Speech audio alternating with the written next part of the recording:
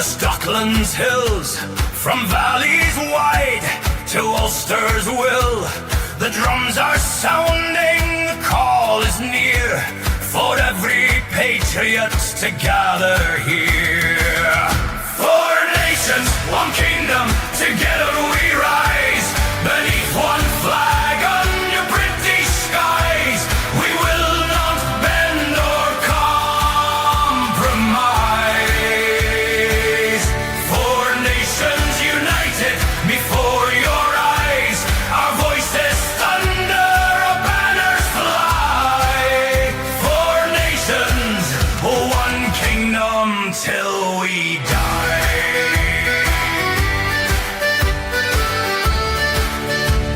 Four nations,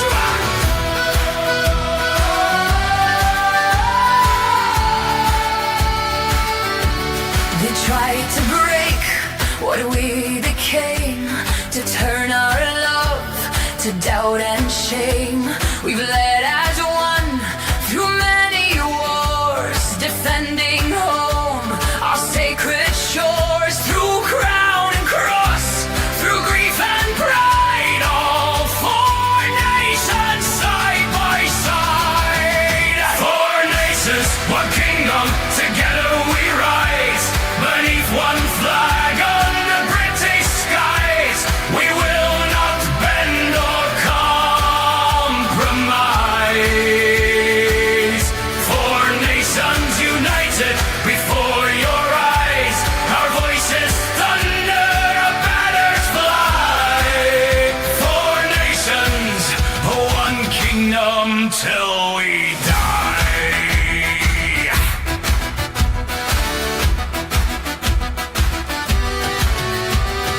England stand proud, Scotland stand tall. We'll breathe fire, Ulster give all. This is our land, our truth, our sound. Together we stand, together we belong. Four nations, but kingdom forever will stand, bound by honor, heart and hound. Let them curse, let them conspire, for we are one through blood and fire. We are the lion, the dragon, the hand, the unicorn, the heartbeat of Britain united reborn.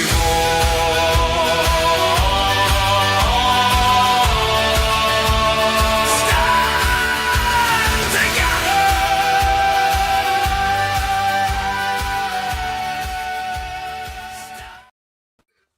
We're back. We're back. That's the way I like to start a show. Almost 1,000 people watching. Before we even get through the intro, Richard, good evening. Or should I say Peter Fury, good evening. You've got a new nickname, Richard. You have. Mate, well, listen, it happened. I mean, I was at the start line of the demo, and I was in the coffee shop grabbing a coffee, and this guy comes up and he says, "I can't believe it's you." I thought, flip's sake, I really am famous. Do you know what I mean? And he was a bit in awe of me, and he says, "But Peter, what are you doing at this event?" I went, "My name's not Peter." I says, "Who's Peter?" He says, "You're Peter Fury, aren't you?" I went, "No, I'm not."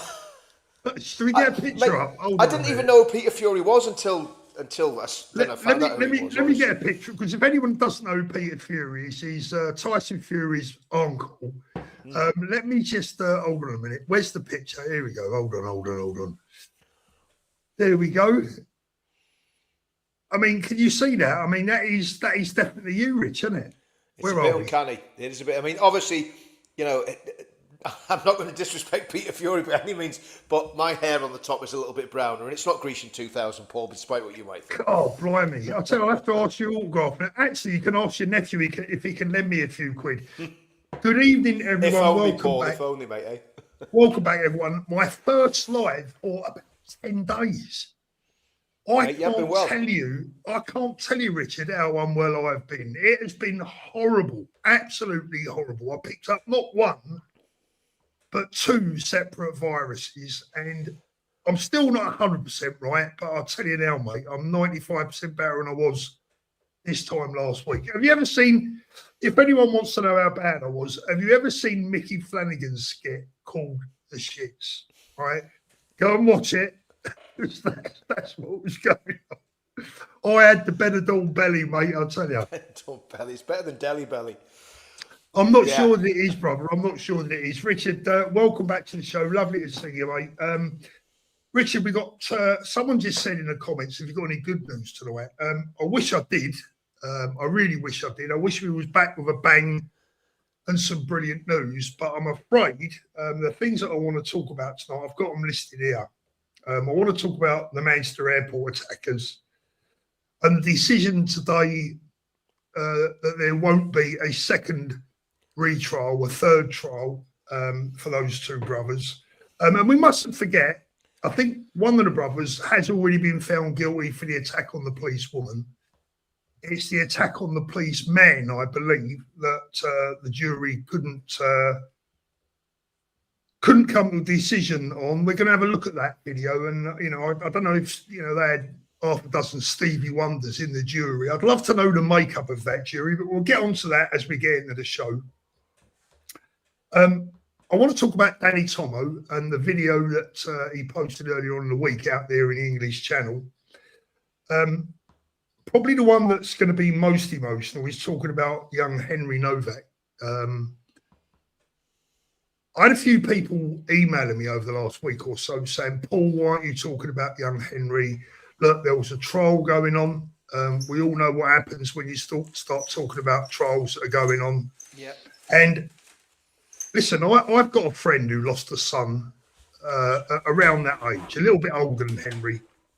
And I know how that affects the family and parents. And I didn't want to disrespect Henry and his family by talking about this before the verdict was arrived at. We're going to talk about young Henry tonight. God rest his little soul, bless his little heart.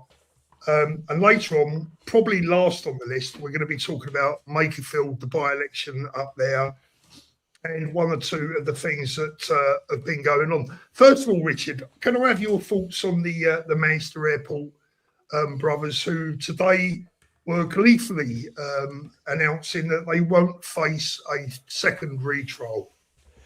Obviously, I mean, they've been found not guilty in a court of law, but I mean, I think the judicial system in the UK now is so broken that doesn't mean anything, Paul. It's literally one law for them. And I hate to say this, it's one law for them and a completely different law for us. That's the way it feels anyway, Paul. It feels like if you're from a certain demographic, you can pretty much get away with murder. In fact, they have got away with murder. I was thinking, I made a video about Henry this morning, posted it this afternoon.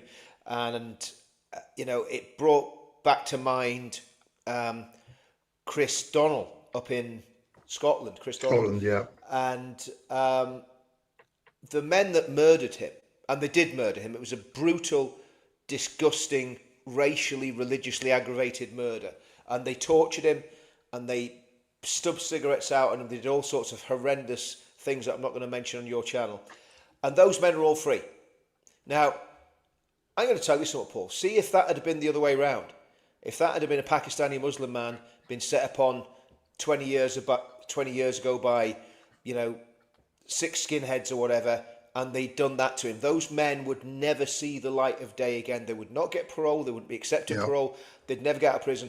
And now that those guys are living the dream, they're living the life in their community, strutting around, big gangsters, and it's absolutely disgusting. And the Henry Novak thing, Paul, there's a couple of things I want to highlight about it. One is this thing with ceremonial knives and the Sikhs.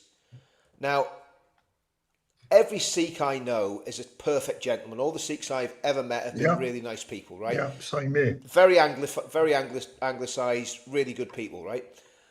But if that man wasn't allowed to carry a ceremonial knife in public, would Henry still be alive today?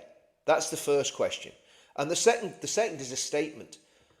Once you stick a knife in someone, it ceases to be ceremonial and it becomes a very real weapon. So I think that needs to be looked at. I think, and it might upset some of our Sikh friends. I don't really care, because if it prevents another Henry getting killed, Ban ceremonial knives. End of. Simple as that. Well, So I mean, for me, Richard, I was going to come on to Henry a little bit later on, but we will do that. But I'll just say, as far as the knives sorry, are Paul. concerned, I went totally off the flipping reservation. no, that's okay. It's okay. I mean, look, Henry's on our mind this week, and I tell you, he's on my mind. Is his mum and dad.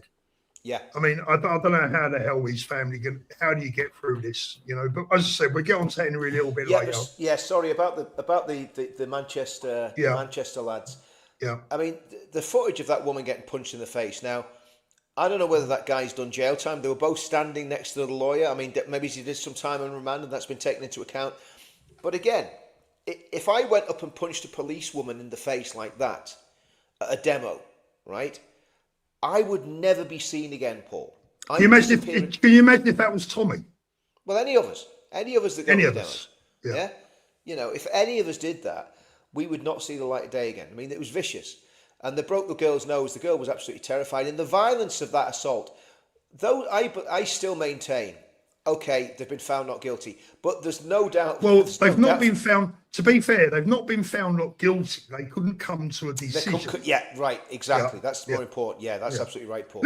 I'll tell you what, Richard. Let's have a little quick look at the clip of the video where a jury couldn't come to a decision as to whether this man had assaulted a police officer. Let's have a little look. They're actually, to be fair, they're talking about the policeman, not the woman. He's already been found guilty of hitting the woman, right? But the man, I mean, just take a look. Well, let's have a look.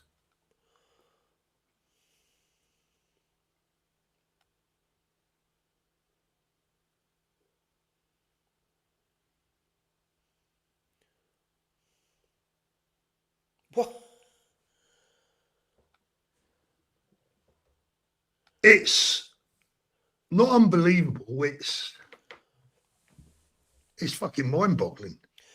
It's mind-boggling, and the sleazy, slimy Better Call Afzal lawyer that came out after the verdict, crying into his coma about Islamophobia, right?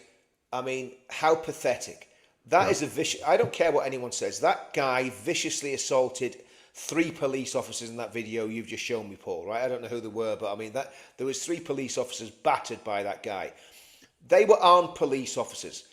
They would have had every right, under the rules of engagement in Northern Ireland, under the yellow card, if somebody assaulted us like that on the street, we could have shot him dead and...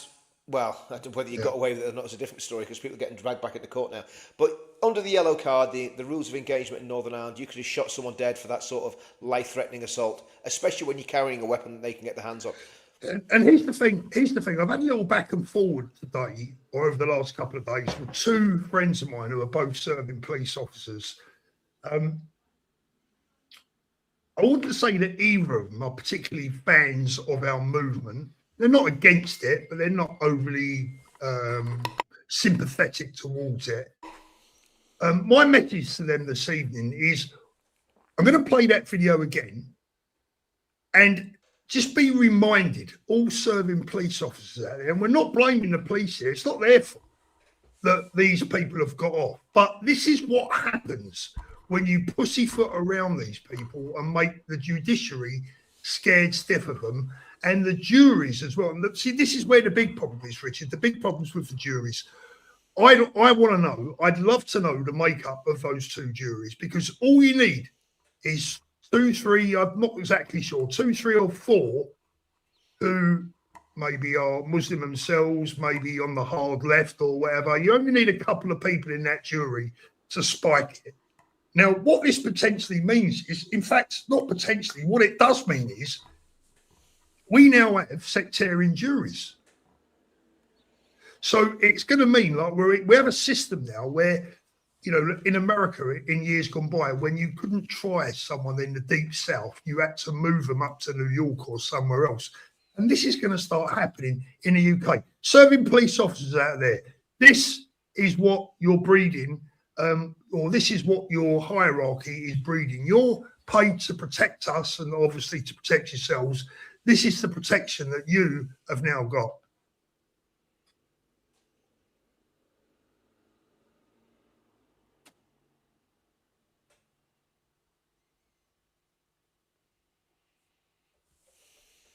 Yeah, Islamophobia, that is, Richard. That's Islamophobia Absolute there. Islamophobia. Absolute Islamophobia. You know, and of course, there is a problem with Islam. It's not Islamophobia, Paul. It's Islamophilia, and it's an irrational love for the religion of peace that many in the liberal classes and the elite establishment have. Islamophilia. Douglas Murray wrote a book on it about 10 years ago. If you get a chance, read it.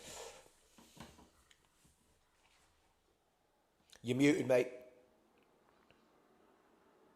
Richard, just carry on a sec. I've just got to make a little slight change in the background because the chat's going through a little bit too fast for a lot of people. So I'm just gonna change that. Yeah, carry on talking about the two brothers. Yeah, I mean, look, to me, it's anybody with a pair of eyes. It's like you said, you know, were there a few blind men on the jury? I mean, you know, were they having to have an interpretation of what happened? Did it have to be explained to someone? Or maybe it was just a sectarian jury, Paul. And can you imagine if you're sitting there in the jury and you're kind of a bit of a wishy-washy school teacher type, you know, maybe it's a bit of a, you know, shrinking violet, and you've got two Asifs and Abduls sitting there, you know, 18 stone, bearded, you know, coming in with a dress and a funny little hat on every day to do jury service. And every time that you say, well, actually, look, that looked very, very violent. And again, this is just complete speculation, of course, but when they're doing their deliberations as a jury, that these two guys on the jury are continually saying, well, I just think that you're doing it because you're Islamophobic, blah, blah, blah. I don't know, Paul. You know, I've never done jury service. I don't want to do jury service, to be honest, because it's a pain in the arse. But, Paul, you're muted, mate. Sorry, Rich. I'm just doing about 10 things in the background there. I'm just going to play that one more time because I want to kind of speak about it as it goes along. Yep. Now, you know what we got here? We've got there's the first kick to that policeman, right? Yep. He then assaults the two policewomen, which he's been found guilty for, right? Yep. And then he goes and he sucker punches the police officer from behind. One, two, three. Is that 3, 4 punches there? Then he grabs him around the neck. Grabs him around the neck, right? So I'm lost for words. Well, do you know what worries me, Paul, is what's going to happen to that officer. Yeah. You know, now, funny enough, he was actually a friend of a friend. There's somebody I know up in that area is a barber, and he used to cut that guy's hair. And, okay. At the policeman, and he said he's an absolute gentleman, really quiet, real nice guy. You know, and his career could well be completely destroyed because of that. And he's done nothing wrong. If his name gets out, he'll probably have to go into hiding. His name's out, mate. His name's out and put in the public domain. Yeah, of course it is. Yeah. Right. Yeah, I'm not going to say it I'm not going to amplify it, but his name's out there. Yeah.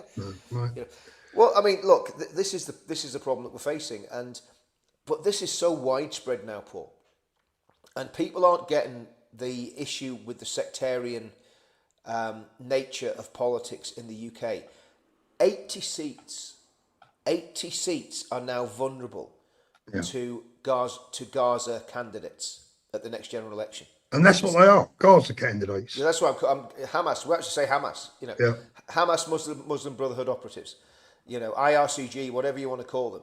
But some of the rhetoric that they come out with when they're in Parliament, I'm not going to name them, but there's, you know, after our event in London, there were MPs, Muslim MPs, calling for Tommy to be arrested after our event, saying it was Islamophobic. It was nothing of the sort. Yeah. And actually, I don't know if you saw the chat I had with Lubna, and basically, you know, she was a bit concerned about the event, so I broke it down for her, and the word Islam was mentioned 10 times in the entire event, 10 times, Paul. Okay, the word Christ was mentioned 72 times. The word government was mentioned 48 times. So hardly anybody spoke about Islam because do you know what? Do you know why, Paul? Because we're bored of it. And we all know what the problem is. We know what it is. We're bored of a backward, camel herding, retarded religion. We don't want to talk about it. We don't want to hear about it. I don't want to know about it. I want to know about Christianity. I want to know about what's happening that's culturally good in the United Kingdom. I'm not interested in Islam. It's boring. It's something that just doesn't float my boat. You know, I don't even want to talk about it. Yeah. So, you know, and that's the problem we got, Paul. It's just gonna pull this comment up. I don't know which way it's meant. And that's why I want to ask. Pen and Paper says, "What about the Jews? What about them, Pen and Paper? Please drop your comment in the bottom there. I'd like to know what you mean by that." Yeah, I'd love to hear that. I'd love to hear that because, do you know what, Paul? I can't remember the last time I heard of a gang of Jewish extremists taking off white girls or Muslim girls or Sikh girls and doing abominable things to them. I can't remember it, Paul. Can you remember any cases of that? No, I can't. Personally, I can't. Of course. You know what? You'll get Jeffrey Epstein. Jeffrey Epstein thrown at you straight away. If that, depending on what he meant, I'm giving him the chance to pop in and, you know, because he might have meant something completely different. Good evening, Jeff, the wonderful Jeff Taylor. Jeff, how are you, mate? We live in very good. Yeah, absolutely. I'd like to know what he meant there. It doesn't look like he's going to come back. Or at least I haven't seen any comment yet. If he does and I miss it, please do let me know. Yeah, absolutely. I'll be really interested to know what he meant by that. Mr. Taylor in the chat. We've got the celebrities in tonight. Look, we've got Danny in as well. Right, okay. So I mean, look.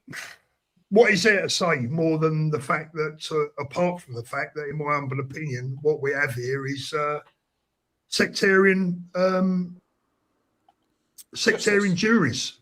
Well, it's not even sectarian justice, is it, really, Richard? It's sectarian juries, because I'm sure that if that was a genuine jury of genuinely 12 good, true men and women, there's only one. I mean, how the hell can you not come to a decision on that? Do you know one of the problems is as well, Paul? And this is where I'm not cutting our Islamic friends any slack whatsoever, because I'm never going to do that. But what I am going to say is, you've got to remember that probably about at least 40% of the British population are complete lefty twats. Yeah. I mean, it's just as simple as that. Yeah, you can tell that by the voting intentions and the elections. It's frightening how many people have bought into the lefty garbage, you know. Well, mate, when you've had the teachers at them since they were 5 years old, I mean, I've got to tell you, mate, getting my grandchildren out of England is the best thing I've ever done in my entire life, I tell you. Anyway, that's another story. I mean, we're going to get on to Makerfield later on, but the fact that Makerfield, you know, the Labour Party up in Makerfield are kind of neck and neck, or maybe even slightly in front of Reform. Yeah, just tells you everything you need to know. I mean, that's a 93% white constituency, and Labour are still up there. Are these people? What is wrong with these people? Right, let's get on to Danny Tomo. Now, I watched Danny's video out there in the English channel earlier on in the week, and I was desperate to talk about this before. You know, because it was like a week ago, but I was so unwell. I'm laying in bed watching it thinking, I can't do a video. But, you know, let me just show you some pictures, first of all, from Cali. They were taken about 5:30, 6 o'clock in the morning. These are courtesy of the Nowhere photographer. Thank you very much for that, my friend. This is at 5:30, 6 o'clock in the morning in Calais. Whilst the French police just stand there and watch these migrants enter the waters. And oddly enough, there was some children and women amongst them, right? And guess who didn't get on the boats? The kids. The kids and the women. You can see them walking back from the boats. So the men sent them back, while the French police just stand by and watch them get on with it. There you go. You can see the group of men lined up to get on the next boat. And the only women, where are they? One, two, I think there's 2 women there, 3 women there, and a child were sent back. Not allowed. And then, of course, we got Danny out in the channel. Now, I'm going to tell Danny off tonight. I messaged Danny and I said, Danny, will you please do me a favour, because you're doing my bloody head in, right? Will you please buy a life jacket and a radio for your life jacket. He's in the middle of the English Channel and he's wearing a bleeding stony, for God's sake. I said, Danny, if you go in the water, mate, you're dead, right? Please, please, please get yourself a life jacket and a radio, at least, at the very least. So, look, this is a still image taken from Danny's video. And I think what it does, Richard, I mean, we all know this is going on, right? But when you see this in full 4K colour and you watch the traitors of Border Force. Border Farce. Yeah, Border Force. You watch the absolute traitors. And by the way, anyone working for Border Force, watch my lips. I think you're a fucking traitor to your country and to your family and your children. And I hope your families are ashamed of you, right? When you watch this lot from Border Farce giving a hand up to these people onto that boat, it is nothing short of nothing but a simple water taxi service. End of story. It's a taxi service. And then the boat, the black rubber dinghy that you can see there, is towed back to Calais by the French.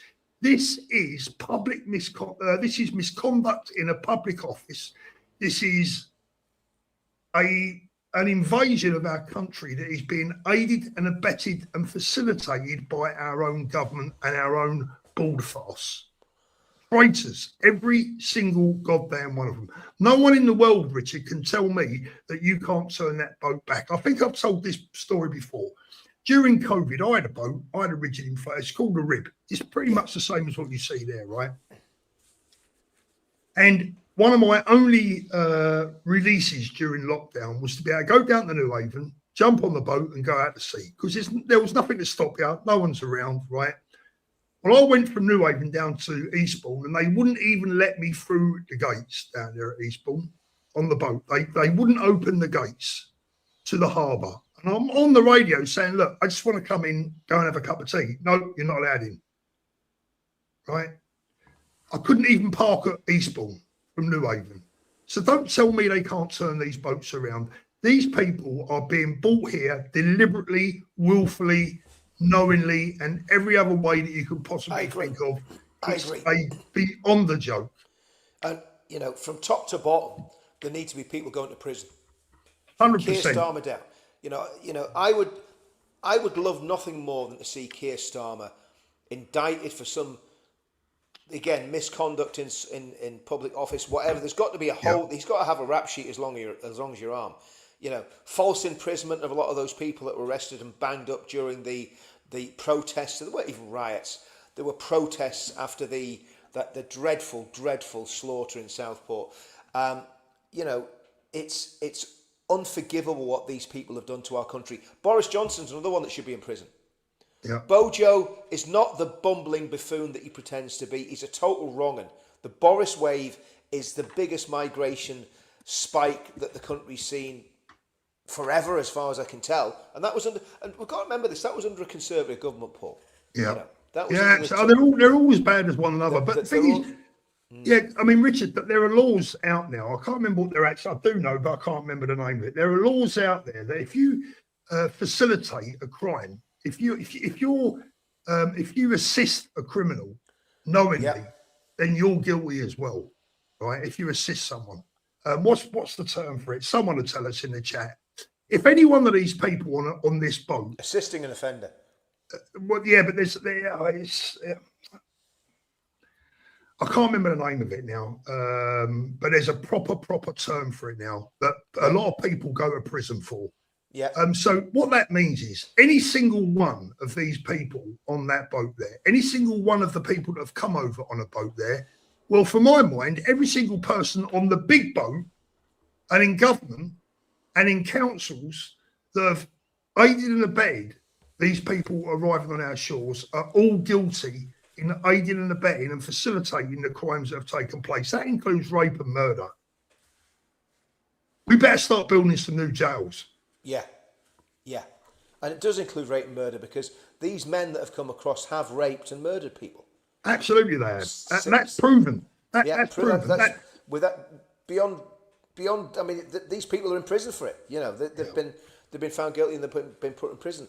And I think it's criminal enterprise. I think that's the one I was looking at. Well, here's the thing, Paul. Here's the thing. Not only are the border farce people culpable, all the charities, all the MPs that have voted for it, all the people in political power that have signed off on it, and the police officers that assaulted patriots outside the Bell Hotel, and then the patriots end up getting long prison sentences for a fray. Yeah. And we've seen the footage of that bald-headed guy, you know, who literally had his teeth knocked out on live TV by a copper with a riot shield. And he wasn't doing anything, Paul. No, he was a bit all. aggressive, but he wasn't actually attacking the police. Oh, well, look, Richard, we've seen plenty of people from other demographics and other religions being more aggressive than that. And the police offer them a bottle of water. Earlier. Yeah, exactly. Karen, thank you, Karen. It's called joint enterprise, right? Yeah. And if you look up what joint enterprise is all about, every single one of these people are guilty of joint enterprise. So for my mind, when we get the right government in, we need to start building a few prisons, and a lot of people need to start standing in front of a jury, right? And I mean a British jury, British people. Well, hopefully, if we get the right government in, there won't be too many Abduls and Afsifs that might be dodgy to actually stand on juries, because they'll have all been deported back to Pakistan. The problem is, Richard, the problem is the damage is already done. You can't bring people back, right? When they're gone, right? When they've been murdered, they've been murdered. When a woman has been SA'd, when they've been raped, right? We know what we're talking about. That crime lasts forever. Of course. That is a victim for life. Of course. And their families are a victim for life. It doesn't go away after a week. Yeah. And for me, the crimes that have been committed by our government and some of our politicians and some of our councillors and some of our police officers, we need a Nuremberg trial in this country. That's what we need. We need the equivalent to a Nuremberg trial where these bastard traitors are put in front of a jury and they're sentenced for the crimes that they have committed against the British people. And do you know what? I'm tired of mincing words, right? That is what we need. Our own version of the Nuremberg trial, so all these traitors get what they deserve. And the question you've got to ask is, Paul, sorry, someone's saying my volume's a little bit low there. Just bear with me, Paul, just see if I can... Yeah, you're right, Richard. I mean, I think the issue is, Paul, that what's been done is a crime against the British people. You know, Absolutely. It's destroying. I mean, I don't know if you've seen this footage from all over the country of loads and loads of Muslim families. Yeah, I have. Yeah, at these tourist spots, right? Now, it's not like it's a family of 4; it's a family of 50, right? And all the women are doing whatever they're doing, sitting around cooking curry or whatever it is, and the men are strutting about, singing songs, playing their flipping, I don't know what sort of what sort of music, your bangly bingly bangly music, and it's just not British. It's a takeover, British, Richard. Paul. It's a takeover. Listen, we've all been, Richard, the British are the most tolerant people in the world. Yep. I'm a tolerant person. I don't mind. I am too. I'm a tolerant individual. But let me tell you something, mate. I've got my grandkids over this week, right? I'm the happiest man in the world. We've been out to a theme park this afternoon. Yeah. It is rammed with Spanish kids. Yeah. Many of them are on their own. When I say on their own, they haven't got their parents with them. They're in groups of 2, 3, 4 young girls, 10, 12, early teenage years, right? You couldn't do that in the UK. You know our theme parks are absolutely rammed. Do you know how many headscarves I saw in this park this afternoon? None. Yeah. Not one. Not a single one. Well, the problem is, Paul, in Spain, with the government that you've got in Spain, that's going to change rapido. Well, it may do, Richard. Because he's bringing in $1 million. I tell you what, Richard. The only good news today is, and I've said this to people before, Spain is twice the size of the UK with half the population. So they can get lost. So they can spread them out, and But the point I'm making is, Richard, right, is that bringing my children here to Spain is the best decision I've ever made for them in my entire life. Yeah. Their education has come on like I cannot believe. My youngest, or the youngest one that's out here now, is proper bilingual. She's speaking Spanish. So, you know, she's my translator now. She's 8 years old. She's been here a year. Yeah. And the kids, mate, the kids here are just on another level. They're still children. I've seen 14-year-old boys today walking around this theme park holding cuddly toys. You don't see many 14-year-old boys back in the UK walking around a theme park carrying a cuddly toy. You're more likely to see them smoking a spliff, right? So, you know, I'm sorry. You know, it just pisses me off to see the way that we've gone and to see, you know, you mentioned those videos. Yeah, I've seen them, Rich. I've seen those videos today. Well, we had it. I mean, if I'd have thought next time we're on, in fact, I'm going to go and shoot some video tomorrow, but next time we're on, I'll grab the video of what happened in Belfast. I mean, this was 2 days before the knife attack, and I'm guessing there were Muslims. I don't know for sure. I don't think there were Sikhs because they didn't have turbans, didn't have long hair. So I'm guessing these guys were Muslims. These guys at some sort of barbecue, right, all dancing round, waving knives, big massive blades, like you know, machete type things, right? Yeah. And of course, the lads went up there, and then as soon as the lads went up there, the police got involved, and the police were up to the lads saying, "Lads, what you doing harassing these poor, you know, these poor knife wielding friendlies, you know." Yeah. You know, what are you worried about? Why are you worried about these men? These 20, 30 men waving machetes around. What's wrong with you guys? What are you scared of? That's pretty much what the police said to my mate. So I'm going to go and see it tomorrow. Beggars belief. And find out exactly what the story was, you know? Kate, sorry, Richard. Sorry, mate. Kate, thank you for that. Become the new member. Charlie, good evening, Paul. Hope you're well, brother. Hartford. Evening, guys. Regards, Linford. Hope evening, you are well, my friend. Charlie again. Paul, I'm eating Dominoes. You've put me off. I nearly went for one of them myself earlier on. Oh, that's just made me hungry, that Paul. Oh, Champagne monologues, Manchester 2, I'm raging. Yeah, ain't we all? Too late to get a Chinese after this. It might not be, Rich. Charlie, thank you, Charlie. Paul, the jury were probably threatened and paid off. How can they come to the conclusion that the male officer was attacked? It wasn't attacked. It speaks of corruption. It certainly does speak of corruption. Charlie again, thanks, mate. Guys voting restore in Makerfield. He's putting asylum seekers in your area. Andy Burnham will rip up asylum hotel contracts and put them in council houses. This man is dangerous. Keep Burnham out. Reform. We're going to get on to that one later on. I disagree with anything that he said there, Paul, to be honest. Yeah. Nigel Farage, you might assume that the policing minister would rush to express her concern in the respect of the Henry Novak arrest, but she was more interested in reposting on X about the Russian attack in Romania. Exactly. Nigel, again, thank you, mate. Nigel, I should say. Analysis this week reveals that since 2020, there have been an average of 27 non-EU young migrants hired for work for every one young British person. Absolutely fucking outrageous, if you don't mind my using that language. Our boss, I love my country, but hate what it's turning into. Do you know what, mate? I weep when I walk around out here. I weep at what we've become. I really, really do. Let me bring this up, Richard. This image is tough to put up. This is young Henry. What a handsome young man, look, bless his heart. 18 years old, Richard. Is that day he died? I think this is shortly before. Yeah. Now, I've watched this young man. I think he's getting out of a lift and he's having a glance in the mirror, combing his hair, making sure he's looking his best. Probably going out, meet a couple of young girls, doing what young men do, 18-year-old boys do. And that's what you are. You might be a man, but you're still a boy and you're 18, right? You're a boy. And I'll tell you whose boy he is. He's his mum and dad's boy. That's whose boy he was. Yeah. And still is. And this young man was attacked by a rabid, vile, sick, racist, an animal with not one, but 2 knives, I believe he had on him. Yep.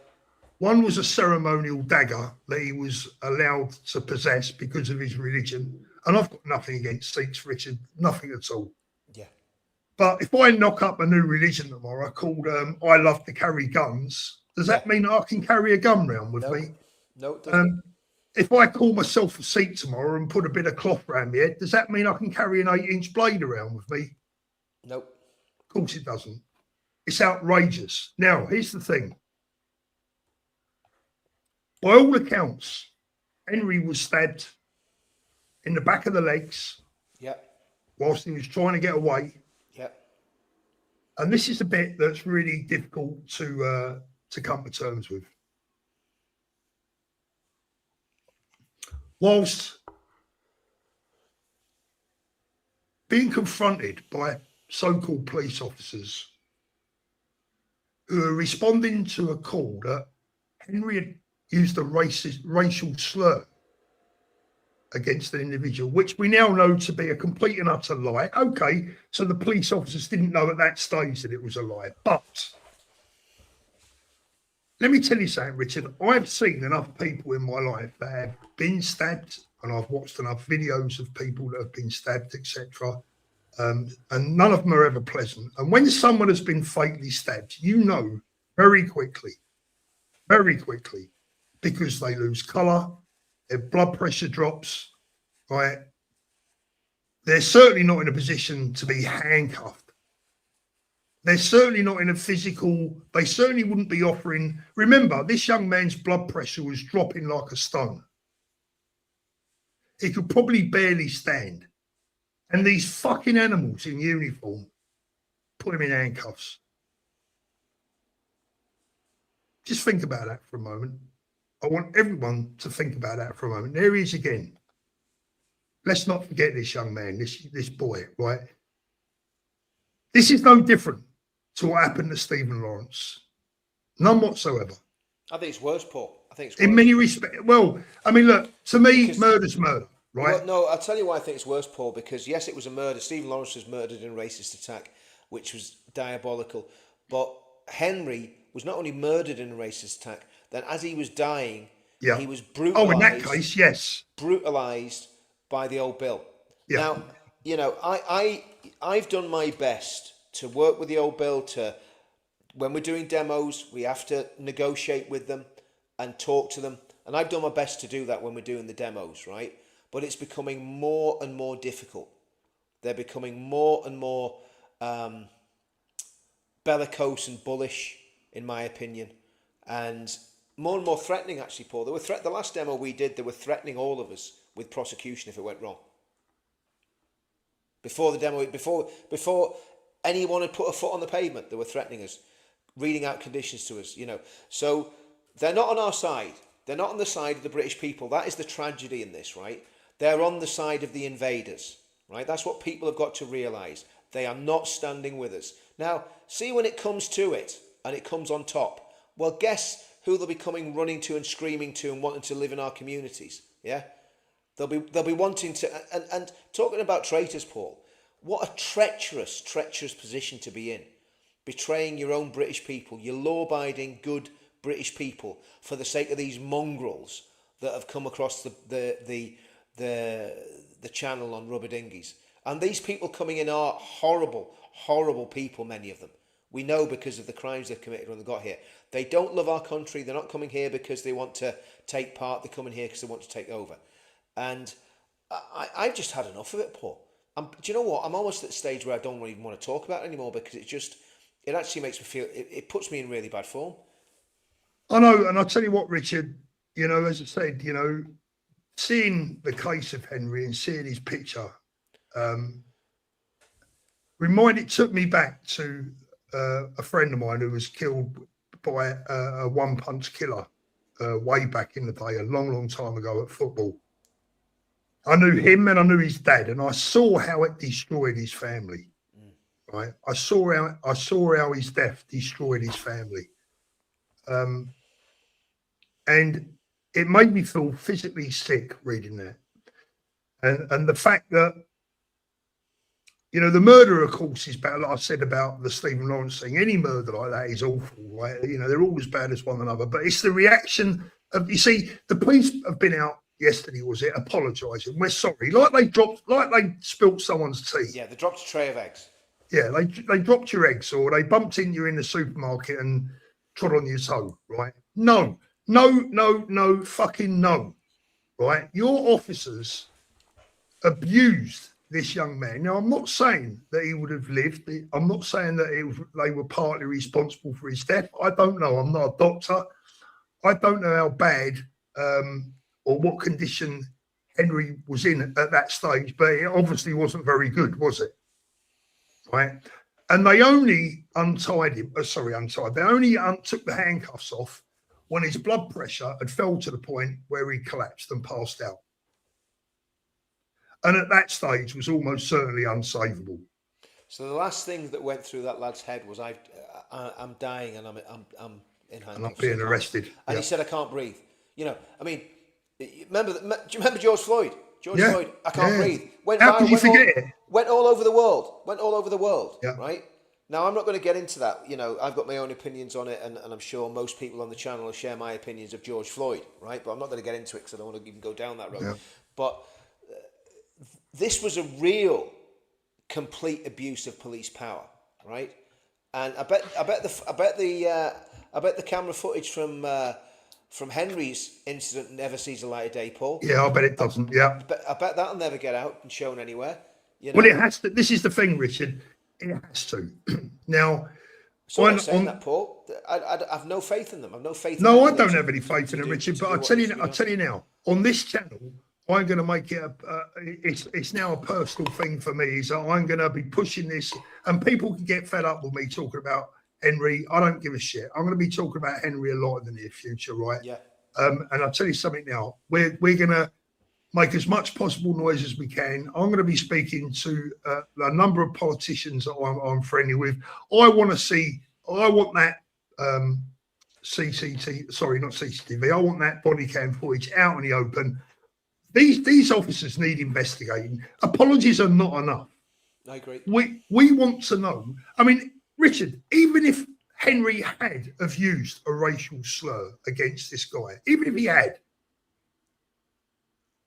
is that an offence that necessarily sees you in handcuffs? Well, not even that, Paul, right? Is it just cause for someone to stab you 6 times? I mean, listen, I've had racial abuse from being English in Northern Ireland. It's like water off a duck's back. I just laugh, right? Don't care. You know, when I was out in Africa, you got racially abused. You just go, well, I'm white in Africa. What do I expect, right? But the reality is, Paul, you know, that even if there was a comment made, which there wasn't because it was proved to be a complete lie, but even if there had been a comment made, it doesn't warrant, first of all, this man pulling out a ceremonial knife and changing it from a ceremonial knife into a real murder weapon. Doesn't excuse that. And it absolutely does not. The police's behaviour here is absolutely appalling. And do you know what? I wonder, should there be, do we have to wait until something else happens, but should there be coordinated static protests outside police stations up and down the country at exactly the same time of day, everywhere up and down the country, just to send a message to the police that the British people are not happy? It's something everybody could do peacefully, obviously, you know, with banners, you know, for Henry and for all the victims of bad policing. Because let's get it right, Paul, the situation with Axel Rudabakana, if the police and the authorities had acted properly and put him through the prevent system properly, that may well not have happened if they'd managed to get a grip of it. So there's a lot, and even the way the police handled the fact that there was ricin and a terrorist manual in his bedroom and didn't tell anyone. When did we find out about that? Was it January? I can't remember. It was something ridiculous, yeah? So, you know, all this stuff is just, it's just so, yeah. Oh, thanks for that, Jeff. I appreciate that, brother. I've retired anyway. I've retired. I told the copper on the Saturday as the part of the demo he was in charge of came to an end. I says, right, that's me retired. He said, okay, Richard, I'll see you next year. He knows you better than you know yourself, Richard. Well, that's what I know. That was the thing. That's the scary thing, Paul. You know what I mean? Scott, you've John, 100% Paul. Trials like Nuremberg for all involved. That is where I'm at with it, I'll tell you now. I agree. Julie, thank you, Julie. Don't give an F anymore, whatever it takes. Julie, again, the people will be the ones who save the country. I hope so, Julie, but I'll tell you, you got more confidence than I have. Mandy, most did not know Henry, but you won't be forgotten. Henry must never be forgotten. Henry is he's a martyr now, isn't he?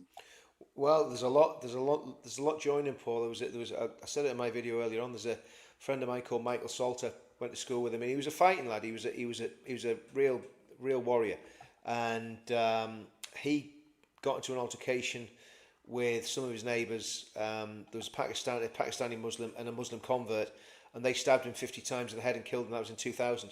Never put down as a racial incident. I think, I could be wrong, I'm nearly sure one of them got away with manslaughter. Yeah. Just unbelievable. Yeah, taxi driver's right. This is a death in custody. Yeah.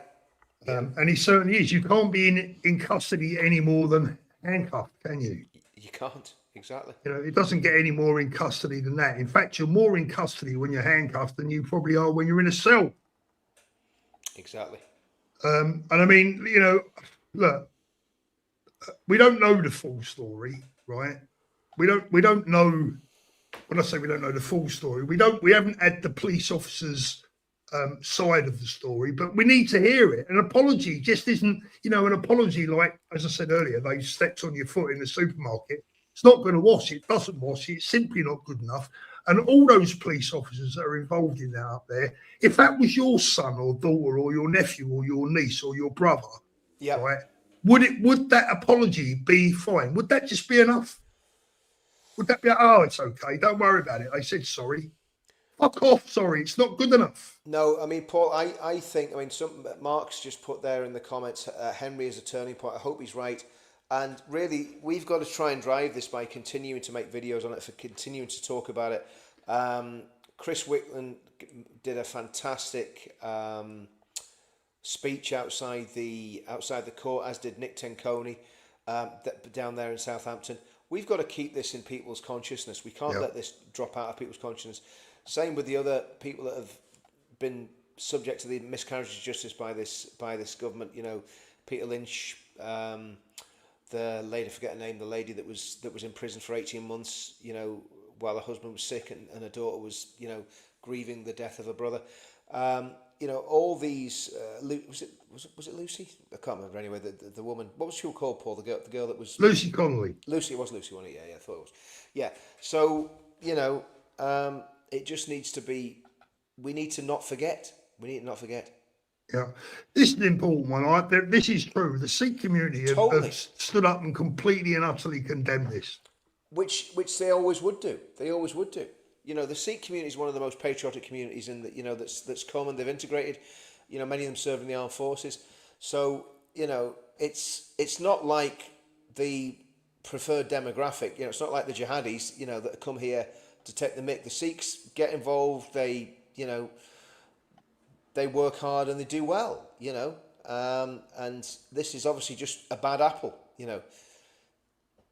Yeah, I mean, look, Richard, you know, as I said, this is not one that I'm personally going to be letting go of. I know some people might get fed up with repetitive subjects and topics, but I just can't, you know, anyone out there, any YouTubers watching this tonight or that get to see this, or any of you guys out there that comment in other YouTubers' videos, we can't forget Henry. We can't forget what happened to him. We can't forget how the police treated him. We can't forget and we can't forgive, because you've got to remember, and this part is not the police's fault, but this is where we are in the UK. Just remember this, right? No decision, not guilty, right? Not a problem, right? Yeah. Handcuffed. Young Henry, handcuffed. We can't let this one go, Richard. I agree with you. I agree with you 100%. 100%. Can't let this one go. Thank you, Bess. I was going to go on Bess's tonight, but I've been around for 10 days. So, Bess, I'll be on with you next time, honey. Thank you so much for inviting me on. Best Black BB. If you haven't already subscribed to Best, please do. It's great to have you both on together. Enough is enough. Say it like it is. Best, also subscribe to Counter Media. Counter Media, of course. Yeah, absolutely. I've nearly forgot, Rich. Fletcher Liam. The habit of doing that. It's funny. It's always the women that seem to get the big up from you, Paul, and the encouragement to subscribe. But when it's old, When it's old greybeard there. Old greybeard, yeah. Fletcher Liam. Peter Fury's body Peter double. Fury, yeah. How do we vent this anger? I'm so upset. Well, we vent the anger. You're not going to like me when I say this, but we vent it by making sure we vote these bastards out, right? And we get a government in that will deal with it. Are we going to go there, Paul? Are we going to go there? We're going to get there in a minute, Richard. We're going to, we've got 2,000 people watching. I'll just get through the rest of these supers. Nigel Farage, new figures reveal that 40% of new births in the UK have at least one foreign parent. It was 11% in 1990. Well, we know where we're going, don't we? Yep. Charlie, who's not much older than Henry. Rest in peace, Henry. The British people are going to fight so hard to get justice. We cannot allow this to go on any longer.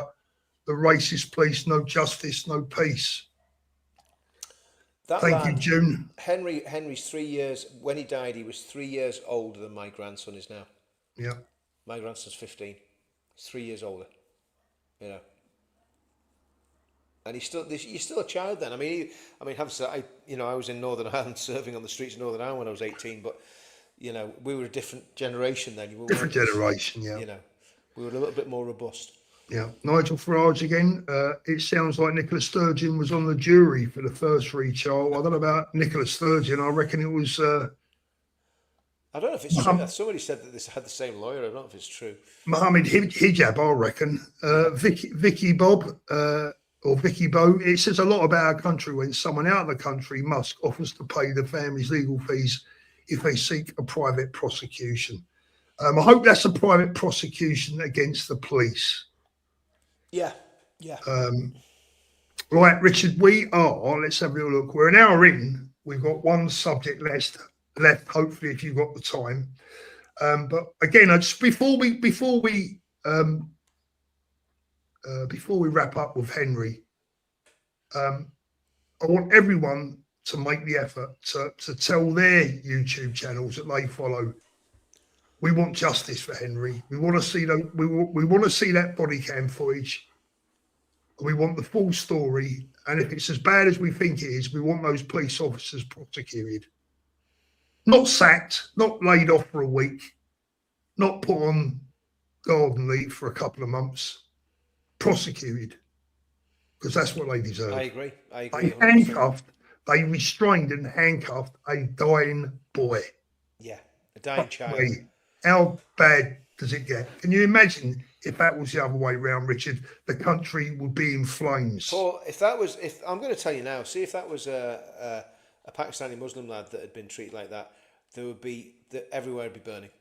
Everywhere would be burning. Simple as we know it. We know it. Yeah, and that's why it doesn't happen because the state are terrified. And I was thinking, Paul, about the event, and the police did not behave well at our event.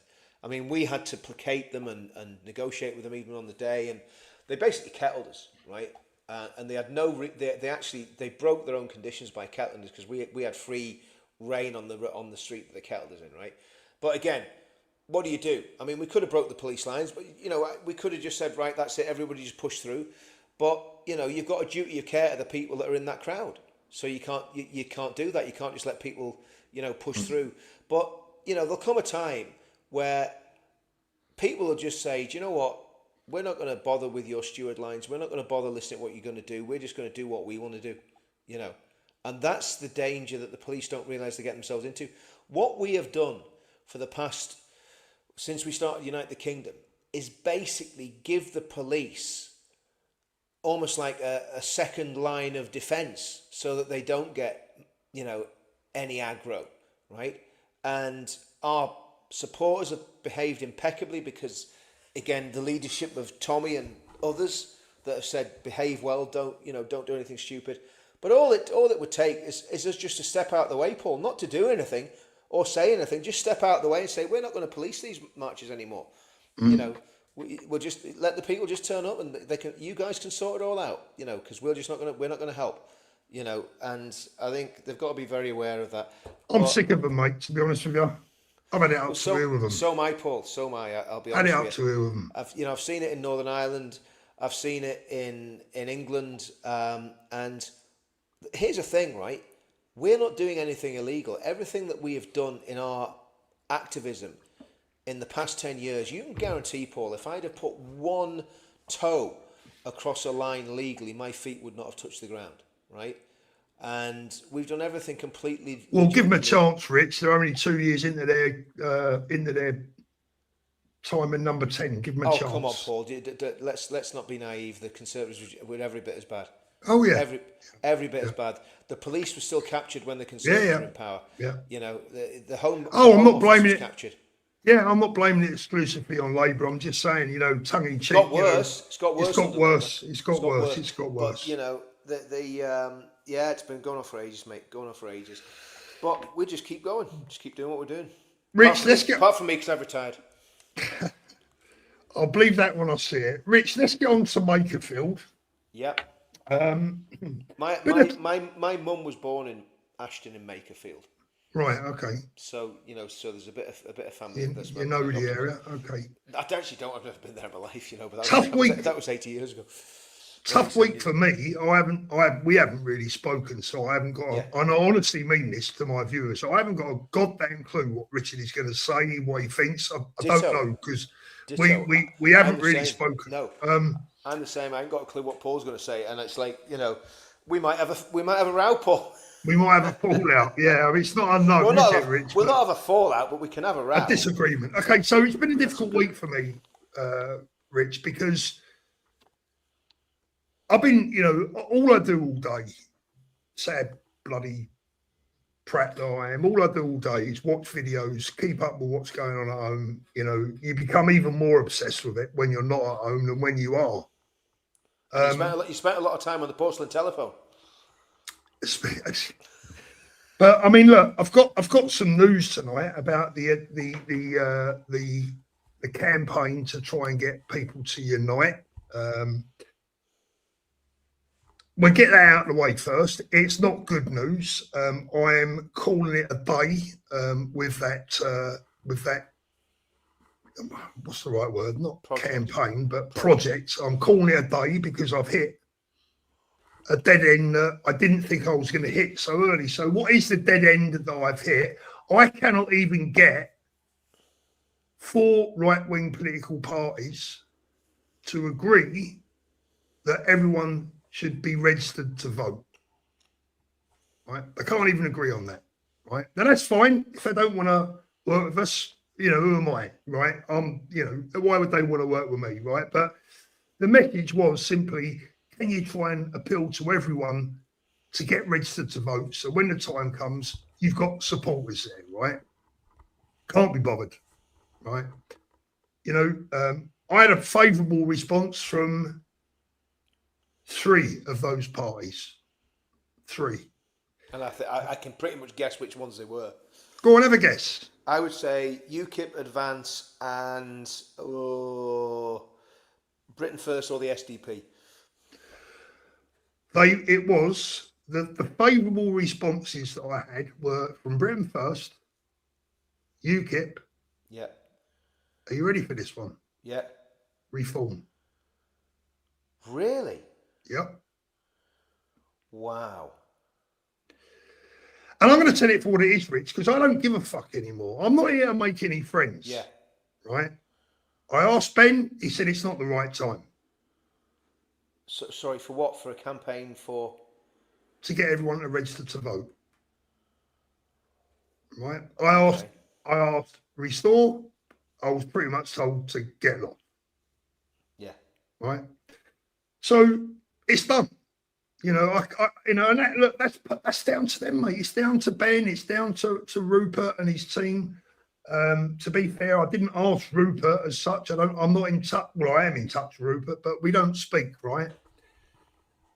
Doesn't matter. Doesn't matter. Yeah. Richard, it really don't matter, right? It's just a silly campaign to try and get as many people to register to vote as humanly possible, so that when the battle for Britain comes around, whenever that may be, and the next general election is the battle for Britain, I don't think anyone can dispute that. Yeah. My view is that the more people we have registered to vote, the better, because it's a no-brainer. And do you know what? I'm going to tell you something, Paul. I'm going to start working on the pledge again, because the pledge was the ideology of the movement. It was agreed on by everybody that went to those meetings. So I'm going to start working on the pledge again, because to me, I think what we need to do is be able to have, even if it's small numbers of people in every constituency, those small numbers, as the Muslims know, can make a difference. So if we have, 200 people in every constituency up and down the country, we've got more than that, but if that's all we had, in some constituencies, that's the balance of power. Yeah. And you can actually swing an election by getting them to vote one way or the other. So I'm going to look at that. I mean, I'm still involved in Advance. I'm actually a bit shocked by what you told me, but I think there's a lot of politicians that are living in a complete and utter Alice in Wonderland psychosis, to be brutally honest with you. I think a lot of them think they're going to... Well, they either think that they're going to do more than they're going to do, or they're in it because they're making a few quid out of it. But I mean, obviously that's not the case with Rupert and Ben, because obviously they're not doing it for the money. We know that. But I just look at it and I'll go, guys, you need to do something. You need to get together. And again, I mean, I've been a massive critic of reform, and I still am to a certain extent. But if I was in Makerfield, Paul, I'd be voting for that plumber, ex-army guy, whatever he is, even though he was a Remainer and so on and so forth, purely and simply to keep Burnham out. I mean, and Paul, let me, if I can say this, if Andy Burnham gets into power, this is the nightmare scenario. I think I said this to you on the phone before you were ill. If Burnham becomes Prime Minister, if I was Andy Burnham, this is exactly what I would do. I would call a general election immediately, but before I did that, I would have a campaign drafted that would target the disaffected youth in the country, blame it all on because he's a communist, blame it all on the rich, tell the disaffected youth that if they vote Labour, they're going to have everything they want, they're going to have free housing, free money, whatever, all the bits and pieces that they might want to hear about, and target those young people who are absolutely have no future because they can't afford houses, they can't get good jobs. AI is going to kill off loads of jobs in the next 5 years, and Burnham could actually win a genuine landslide majority if this infighting and this division on the right continues. Now, it's going to be very interesting to see what happens in Makerfield, right? And again, I'm not... I've described it as the biggest, most important by-election in British history. Yeah. Now, what I do want to say, Paul, is any political party this is just my opinion, any political party has a right to stand in Makerfield. I agree, yeah. If they all stood, that's up to them. Yeah, and they have a right to do that. That's the whole point of being a political party, right? Yeah. So I'm not attacking Restore for standing, right? I'm just saying what I would do personally. If I was in Makerfield, I would be voting Reform, right? Because I think they've got the best chance of stopping Andy Burnham. That's just my opinion. Now, if that flips and Restore are in the ascendancy, then, I'll be humble pie and say I've called it wrong on that. But I don't think that's going to happen, because there's going to be that much negative publicity against Restore in the next days and weeks by the mainstream media and so on and so forth. And again... And that's annoying. That's annoying, right? But it is what it is. Paul, a lot of it, unfortunately for them... It's self-inflicted. It's self-inflicted. I mean, I was watching Charlie Downs on Dan the other day. Yeah, mate. I mean, it was incredible. I was just like, I was just thinking, you're meant to be the spokesman for this party. Yeah. He was on about the Jews. He was on about Israel. When I say he was on about the Jews, he was on about Israel, which is the same thing, right? He was criticising Tommy. He said that Tommy and Nigel Farage, and he lumped Tommy. He's very clever. He lumped Tommy, Nigel Farage, and Sadiq Khan in the same sentence, and accused them all of using genocidal language. Yeah. That's word for word what he said, Paul. And I always transcribe everything. If I'm going to quote something, I'll make sure I've got the receipts, right? Yeah. That's what he said. You know, so there's big problems with people at the highest level in Restore. And I'm sorry to say it. I honestly, you know, Paul, I went really quiet on it and I didn't say anything about it because I thought, do you know what? Let Rupert get his house in order. Let him get rid of all these, you know, the really bad elements that were trolling people and come out with some of the vilest racist abuse against people like Base Bougie and Lubna and Shohab and I think they had to go at Wendell as well and Baraka and all those sort of people. And ourselves, to be fair. Well, yeah, I mean, we were just traitors, you know, because we didn't decide to follow we're lefties. Because we didn't decide to follow their part in some of those. I'm not even going to get into it, but anyway, because I don't want to go down that. What I don't want to do. I'm not going to do, Paul. I'm not going to stoop to the level. Yeah. Of people that attacked us. So we'll just let them do what they're going to do. They'll attack us again.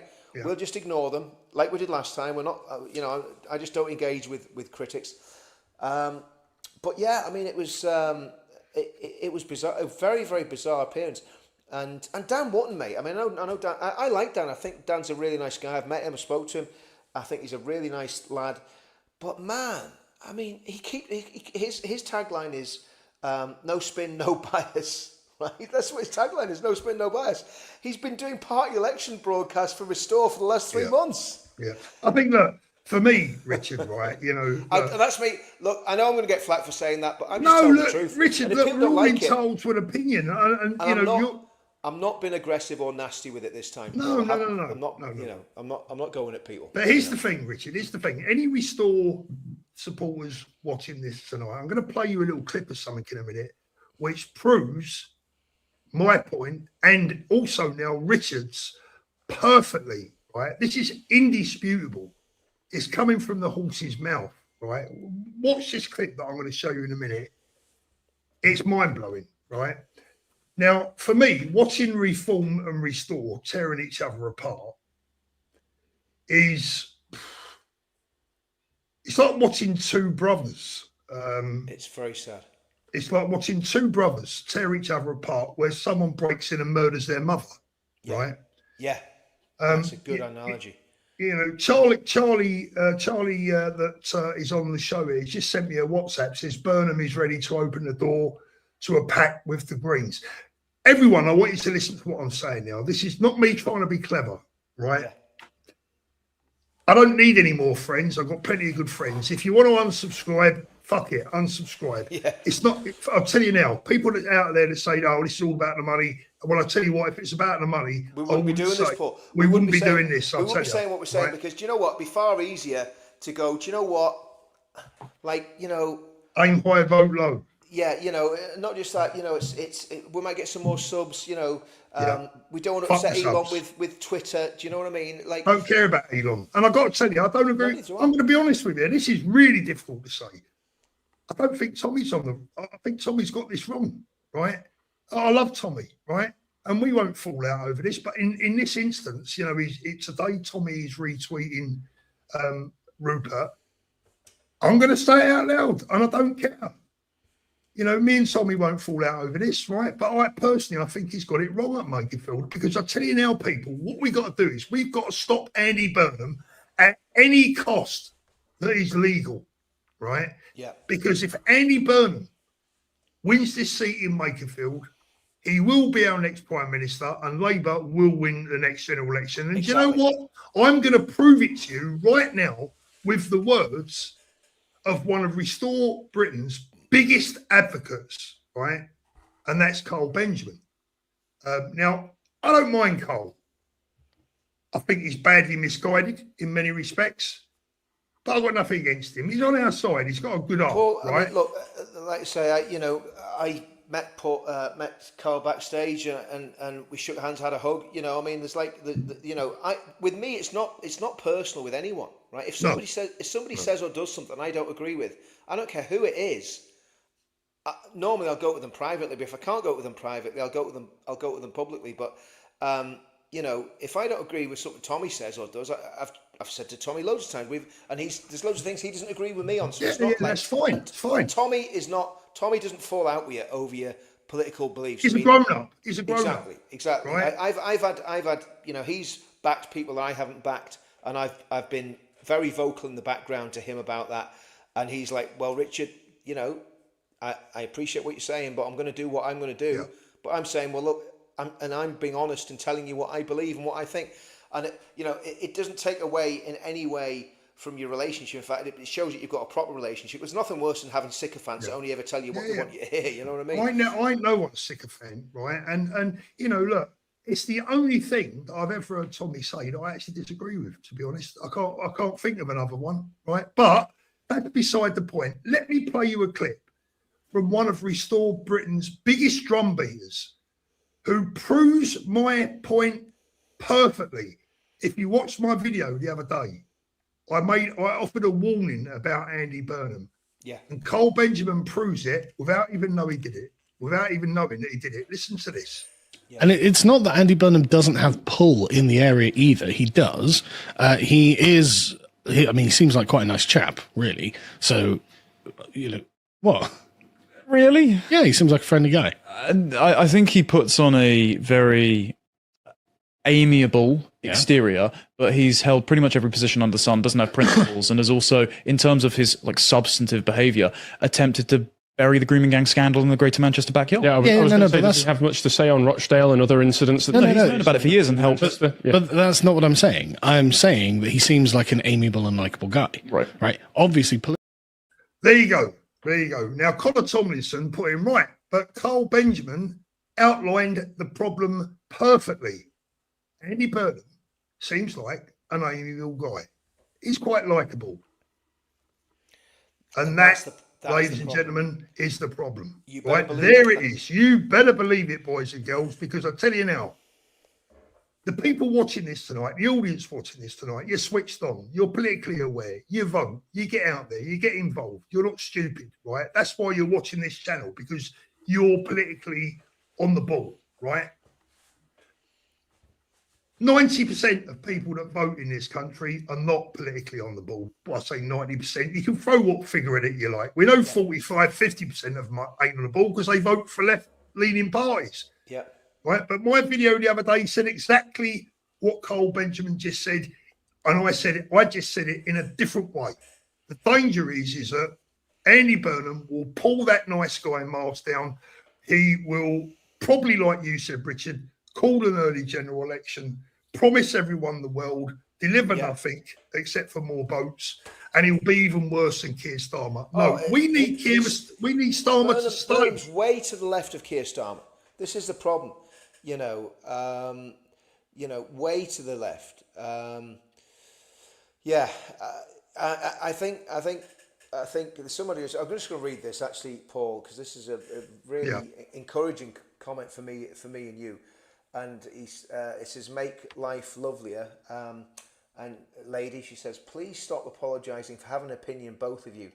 That is what we are trying not to lose. Where is Rupert most of the flaming time? He's not God. He's won a single seat in an election in his own area. And I think that's the sort of reality check that we need to have, Paul. That sort of comment there. And again, look, if Restore Britain, the problem I have with Restore Britain, Paul, is the doctrine that a lot of the young lads that are in that party believe. And it hasn't changed, Paul. And fair play to Charlie Downs. He stuck by his guns. He hasn't changed what he believes. But I don't believe what he believes. No, do you know what? For me, Richard, I'm going to put all that to one side. For the moment, right? For me, this is just my opinion. It may not be yours, but for me, none of this matters. Yeah. What matters is stopping Labour and Andy Burnham. Yeah. That's all that counts. Now, John says, Restore Britain, straight talk from Rupert Lowe, disappointed in Nick Tanconi. His logic was of a defeatist. That winning road he was on was taking a knee before the fight. John, Let me ask you a question, John. In fact, I'm going to throw you a polite challenge that I don't actually mean, right? But you'll get the drift. I'll give you 50-1 that Restore Britain don't win in Makerfield, right? It ain't going to happen.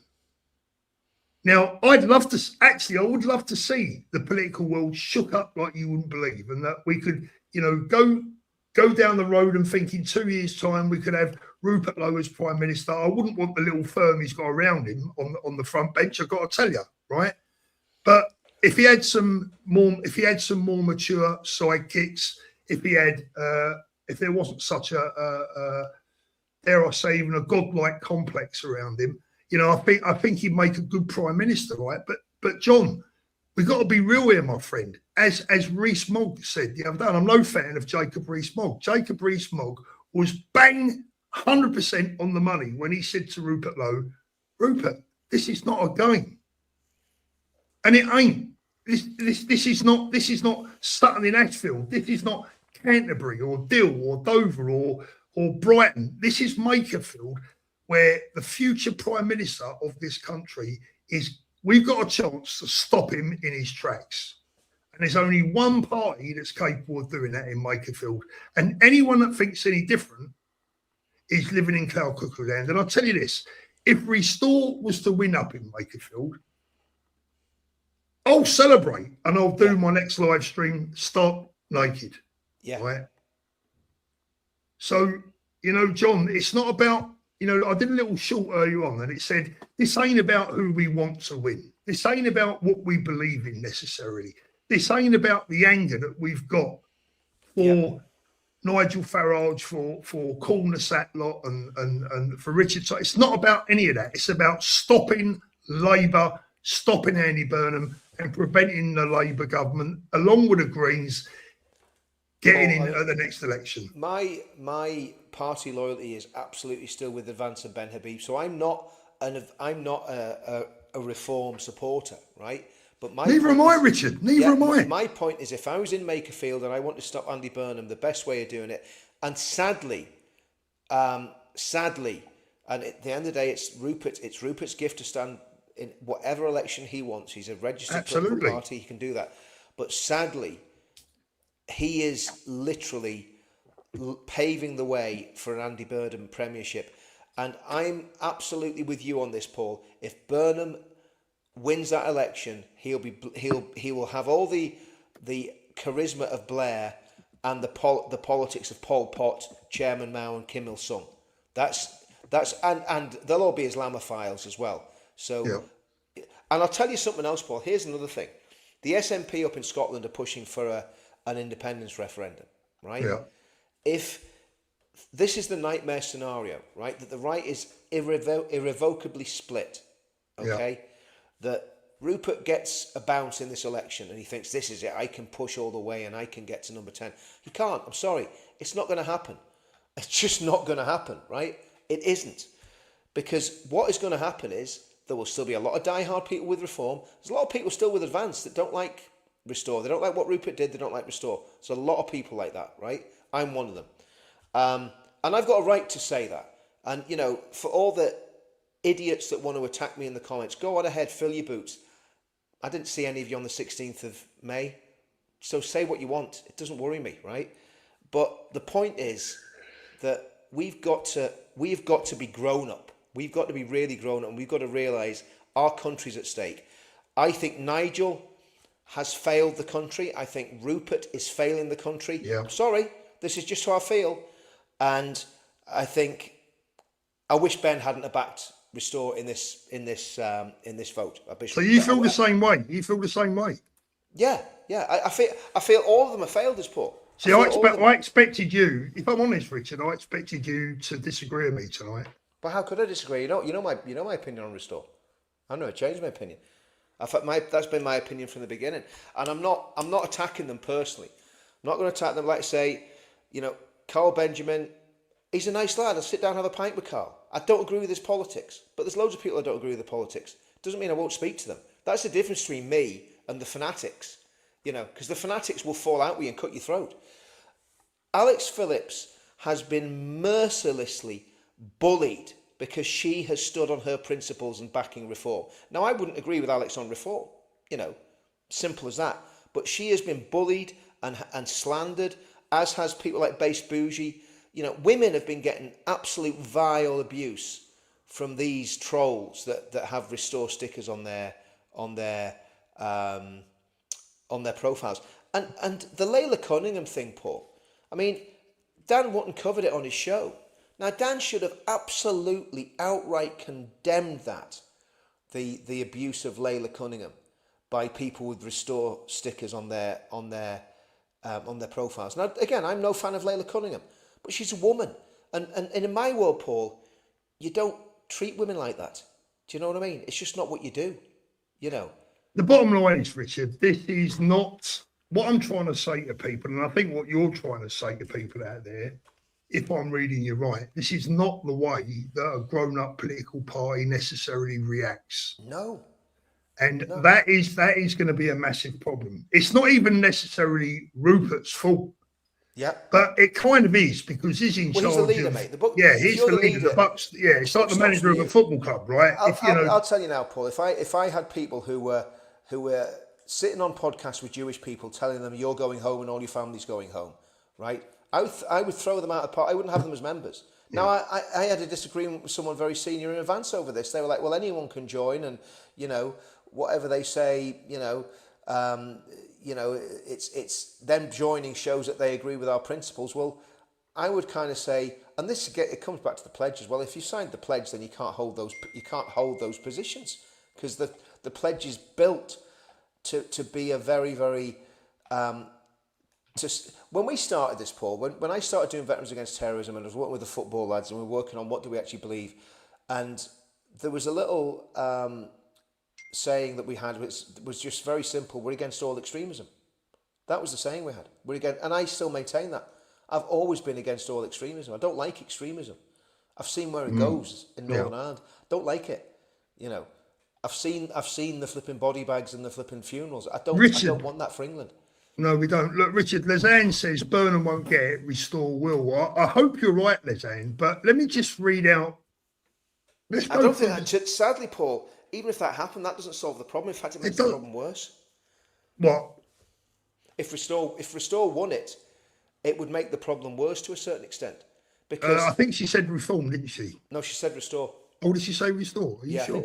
I think so. But look, I mean, the reality is, Paul, the difficulty on this one is, if Farage wins it with a smashing, stonking majority, right? Yeah. Then his tail's going to be up in there. He's not going to listen to anyone. He's not going to want to make pacts with people. That's not going to happen, is it? He's not going to win it with a stonking majority. Well, not now. Not now. No. He's not. I mean, Richard, let me get on to this. Look, the 2024 general election, there was 70. The electorate is 76,000 people, just over, right? The turnout was 52.5%. I think you're going to be looking at a bigger turnout this time around. Yeah. Probably as much as 60, even 65%. Labour hold a 5,399 majority. Robert Kenyon, who is the same person standing this time, 12,803 votes, right? Now, let's just look at this for a moment. 12,803 votes. Josh Simmons, who is a nobody compared to Andy Burnham, got 18,202 votes, right? And Labour's change was only 0.1%.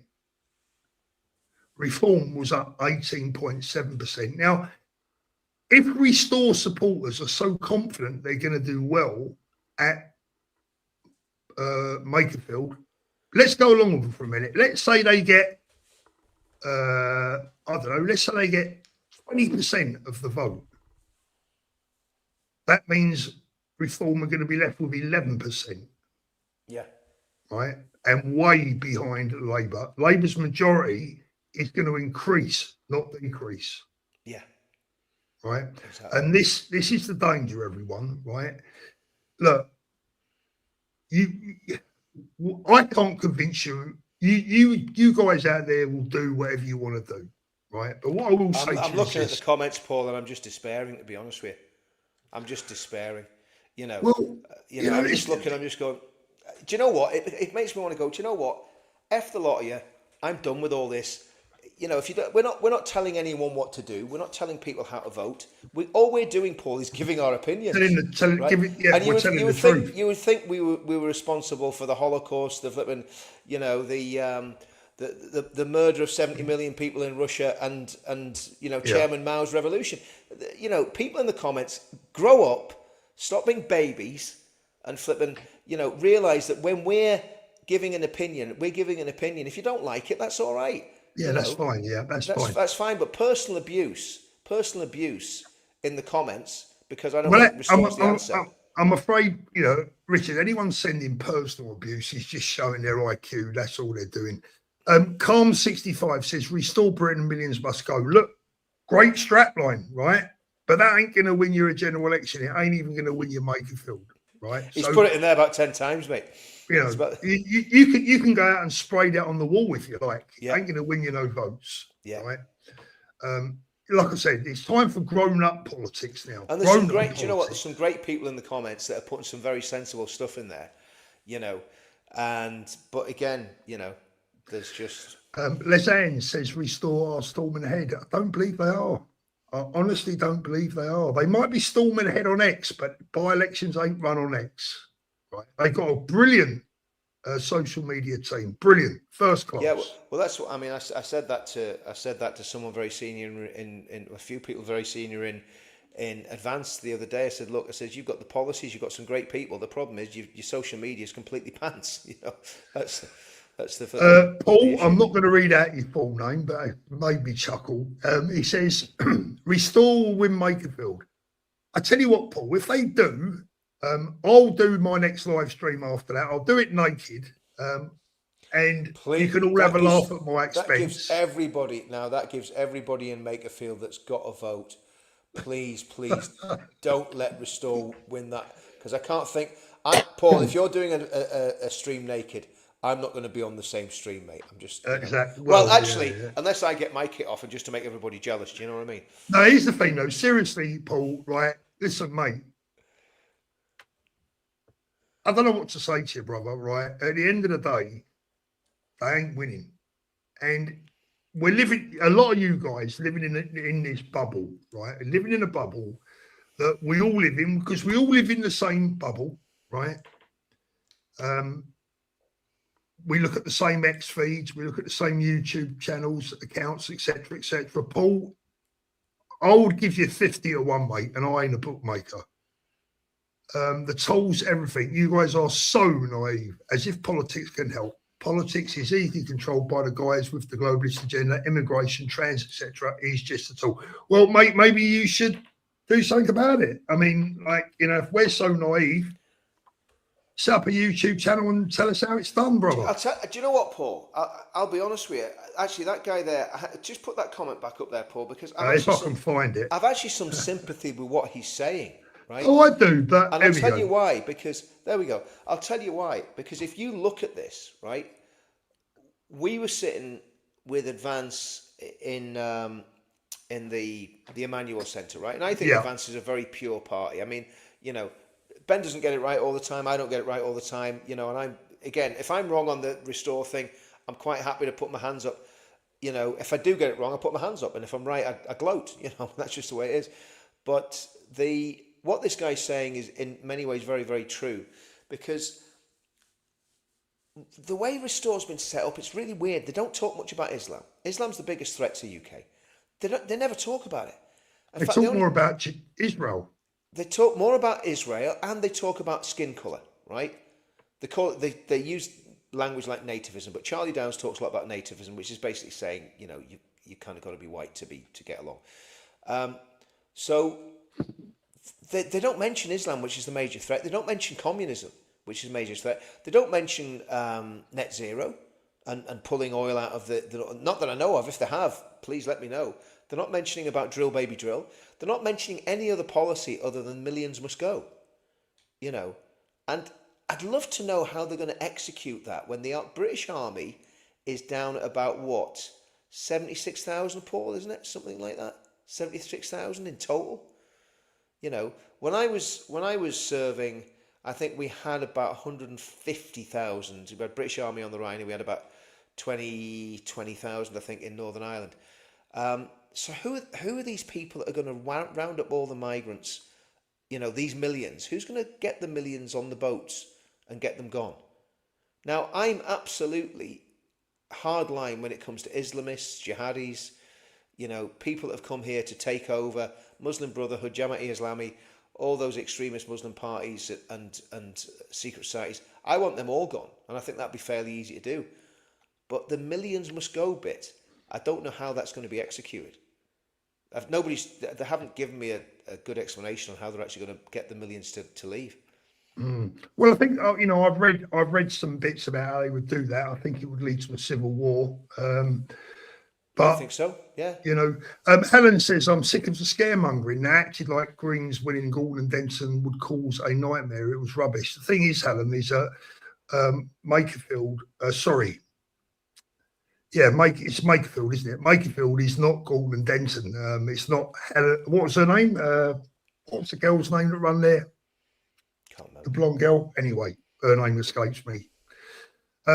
This is Andy Burnham. This is the next hard left prime minister we're potentially talking about, Helen. That's the big difference. And you know, you say it's a nightmare and it's rubbish. You know, you only need a few of that. What's a bloody name's got out of my head? You only need a few of those people in Parliament to make a difference. So for me, every single Green candidate, Islamist candidate that gets voted in as an MP is a disaster. Because it's just another domino that's being knocked down. That's my view, Helen. So I don't think there's any scaremongering going on with Makerfield. It is. We are literally on the brink here. Yeah, I agree, Paul. I think it's very dangerous. I mean, if Burnham gets in, we've got a big problem. But do you know what? I'm actually, you know. What more can we say? You can't say any more than we've said, Paul. If people don't want to listen, they don't want to listen. No, it's fine. You know, look, I just said, Richard, look, the bottom line is... Yeah, I mean, Douglas Worsfold just said, how about Reform stepping down? Yeah, I don't care. About what was that, sorry? Reform stepping down. I don't care who, you know... Yeah, one of them needs to step down. Yeah, I mean, for me, it should be restored. But Yeah, I think so. But what they need to do is they need to talk to each other. Yeah, you know, but they won't do that. Kelvin Mackenzie, and this is both on for, and this is where people are completely missing where I'm coming from, right? I actually want unity on the right. I want anything that's dodgy in Restore gone. Okay, so if there are Nazis in there and bad people in Restore, they should be gone out of the party, right? And I want Advance, Reform, UKIP, SDP, all to join together and fight the next general election as a massive coalition on the right, and the Conservatives, actually, for that matter, the right-wing Conservatives, if there are any. We need a massive right-wing coalition, because otherwise, having the potential of the United Kingdom splitting up, if the SNP get a massive majority in Scotland, Plaid Cymru get a majority in Wales, the Greens and Labour cobble together some sort of coalition, we're going to have nationalist MPs that hate the UK and want to destroy it. We're going to have Islamist MPs that hate the West and want to destroy it.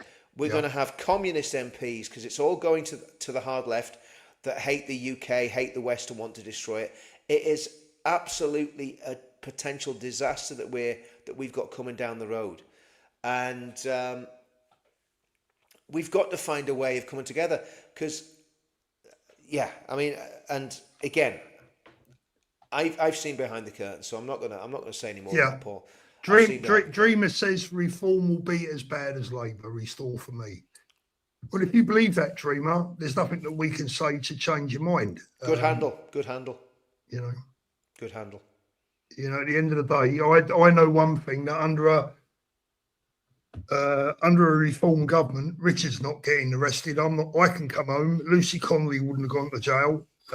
Peter Lynch would still be alive. Sorry, mate, I don't go with that. Yeah. Sorry. I mean, you know, you see the, you know, the split in the chat, and you just go, we're in trouble. We are in big trouble. And you know what we need is a unifying, and we haven't got a unifying figure. We don't have a unifying figure, Paul. Do you know the only unifying figure we've got is Tommy? And I think when Tommy retweeted Restore, I would say, you know, Tommy would at the next week retweet Britain First or UKIP or Advance. He does. He does, Paul. He does it all the time. Tommy's not party political. You know what I mean? So, you know, but I think the issue with what we need is a genuine leader, a man who will have the fortitude to bang some heads together and the power in his personality to get people followed. We need another church. Well, unfortunately, Richard, it certainly wasn't me, because the responses I were getting from people were, I'm going to be honest, right? I've been honest about someone that I consider to be a friend and a man that I respect immensely. That's Ben Habib. I've been honest about Ben twice this week on things that he probably won't like. Yeah, it is what it is, right? I've been honest. Well, I'm the same. I mean, I don't think he should have backed Restore for this election.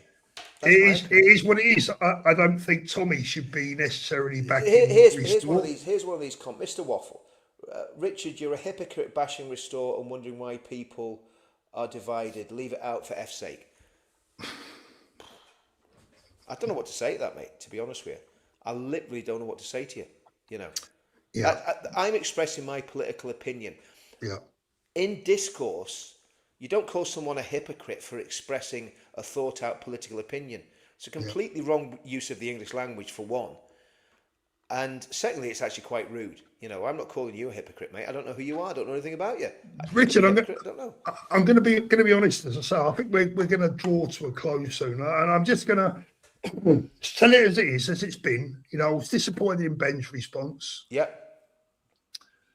I was disappointed in Restore's response, not only to, I mean, look, listen, if Restore are not interested in trying to get people to register to vote, the very thing that Restore supporters tell us that he's going to win the next general election from, getting those that are disenfranchised to vote, well, they got to fucking register to vote, right? Yeah, yeah. And then when you approach them to say, you know, come on, help us out here. Let's get people to register to vote. Not interested. Can we speak to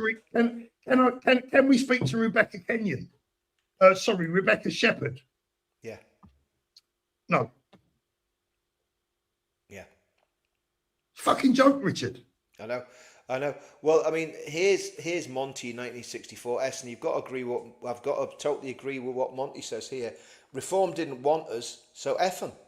Now, I get that. Yeah. You know what? I can't. That. And this is the thing. This is where people don't really. I'm not patronising that guy that called me hypocrite, but he was insulting me. So I'm going to not insult you. But I'm going to say, listen to what I'm actually saying. Yeah. With me, it's a curse in all your houses. I don't like Reform. I don't like Restore. Okay. I think both of those parties to me are not my cup of tea. I'm an advanced member and an advanced supporter. Why would I come on this channel as an advanced member and promote Restore? Now, I know the leader of the party's done that, but that's not me. To me, Advance is the best solution. You know, if we can get the traction, get the social media going, we've got a great team there. We've got some great brains, some great people, and I think it would be a tragedy if Advance fell by the wayside, but that's another story. So, you know, I'm just expressing my opinion. People tune into this channel because they like hearing me and Paul just tell what we think. Now, that's not hypocrisy. That's called telling the truth, my friend, whoever you are. I've lost your name now. Chris says Andy Burnham winning Makerfield will give us all a kick up the arse. It won't, Chris, I'm afraid. What it will give us is probably another... Prime Minister. It will give us a lot more than that, Chris. And this is why... Like I said earlier, we have to stop Andy Burnham at all legal costs, right? And whether we like it or whether we don't, at this by-election, it means voting reform, right? Yeah. And if anyone wants to disagree with me, let's see what happens. Yeah. Right? Exactly. Because I tell you now, and I'm going to say this, right? And I don't give a shit. I'm going to say it. If Restore prevent reform from winning this by-election and Andy Burnham becomes our next Prime Minister, this is on you. Absolutely. Now, if we're Paul, if we're wrong on this, or I'm not going to dress up, I'm not going to come on the show naked. But if I'm wrong about this, right, and Restore win this seat, right, if Restore win this seat, then I will apologise to the Restore. Me too, people, 100%. Now, I'm still, you know, people are right. I'm not a hypocrite because I'm not a fan of Restore. There's things in Restore that I find very, very concerning, deeply concerning, and I've been very clear about that from the very beginning. To me, as far as I can see, those things haven't been dealt with. Rupert's made the right noises, but he hasn't dealt with things at a systemic level. So, you know, as far as I'm concerned, there's a massive problem here. And if Restore win, I will apologise to the Restore people in the comments. No, I don't have a problem. I've apologised to people before. I apologise to Carl Benjamin online when I was rude to Carl. You know, don't have a problem with that. So anyway, it is what it is, Paul. We're gonna. I don't even get what that's about. There you go. That was John again, I'm afraid. I didn't say that, John. I think you need to put your hearing aid back in, mate. Well, this is the problem, you see, Paul. People get completely, you know. See when I make a comment on what somebody said. Do you know what I do, Paul? I download the video and I transcribe it so I know exactly what was said. So I'm not speculating. Do you know what I mean? You know. But anyway, do you know I'm done with this, Paul? I'm done with even talking about it because there's no point. Because well, you know, look, Richard. As I said to you, my friend, right? I'm past trying to keep people happy and trying. Oh, I'm not trying to keep people happy. Right? I've just got zero tolerance for flipping for people that are not very bright. Paul says, Paul, I'm not so sure. Loads of Labour voters that have said never again, and that's whoever the leader is. Yeah, look, I mean, there is something to that, but I give you my prediction right now. You know, I'll give you my prediction right now, and this stands for Friday the 29th of May. It could change in a week. I mean, if Andy Burnham is caught in the local park with his trousers around his ankles, it's going to change, right? You know, I mean, things are subject to change, right? But right now, have you got some inside information on that, Paul? right now, as things stand, if that by-election was tomorrow, I can't read the comments anymore, Paul. I'm going to have to turn the comments off because I'm just going. Labour are going to win it. Yeah, so I mean, listen. It is what it. Look, people can. If we're wrong, we'll apologise. But Neil, I've got to answer this. Nil. No. This is not a simple skirmish in the battle. This is Waterloo, my friend. Right? This is Waterloo. This is not a skirmish. A skirmish is what happened a couple of weeks back with the local elections. That's a skirmish. Yeah. This is a by-election that is akin to D-Day or Waterloo. Because if Andy Burnham wins that by-election, my friend, as sure as God made little apples, he will be our next Prime Minister, and Labour will win the next general election. Well, what they'll do, Paul, they'll call the general election. Somebody put it in the comments, and they're bang on the money. Somebody in the comments put that they'll call the general election in 2027, and Burnham, he'll have the Burnham bounce because all the media will be. The other thing we've got to realise is we are all living in an echo chamber. There's a lot of people, unfortunately, still that are influenced by the BBC mainstream media. Yeah, of course. You know, millions. And unfortunately, a lot of very influential people. So, look, this is the bottom line is we need to find a way of cobbling together some sort of coalition on the right. The truth of the matter is, Richard, we're further away from that than ever, I'm afraid. Charlie says, please pray for Henry and his family. That's a lovely thought, Charlie. Yes. Quinton Crisp, that's a great username. Quinton Crisp, pan and dried. God knows what his thoughts were. Yeah, talking about Henry. Sorry, I wasn't laughing at that, Paul. I was laughing at the name. The name's hilarious. Fletcher Liam, Zia Youssef has just released a video saying Reform will remove the judge who presided over this catastrophic miscarriage of justice. I guess he's talking about the Manchester Airport guys. Yeah. Charlie, Paul, I'm 22. I'm sitting here in tears in my eyes. It's so sad. I can't imagine what his family's going through right now. We need to rise as people. Charlie again. Paul, this is why I'm reform. Rupert. Ben, why? Nigel Farage, you did your best, Paul, and we salute you for that. Thank you. If Reform took up the pledge, they would win Makerfield and the next election by a landslide. Do you know what, Nigel? That is absolute. I still think the pledge is a massive part to play in this, and it's been totally neglected. Again, I'm very disappointed in a lot of people, Paul. To be honest with you, a lot of people have just completely, not stood up and done what could have done a lot.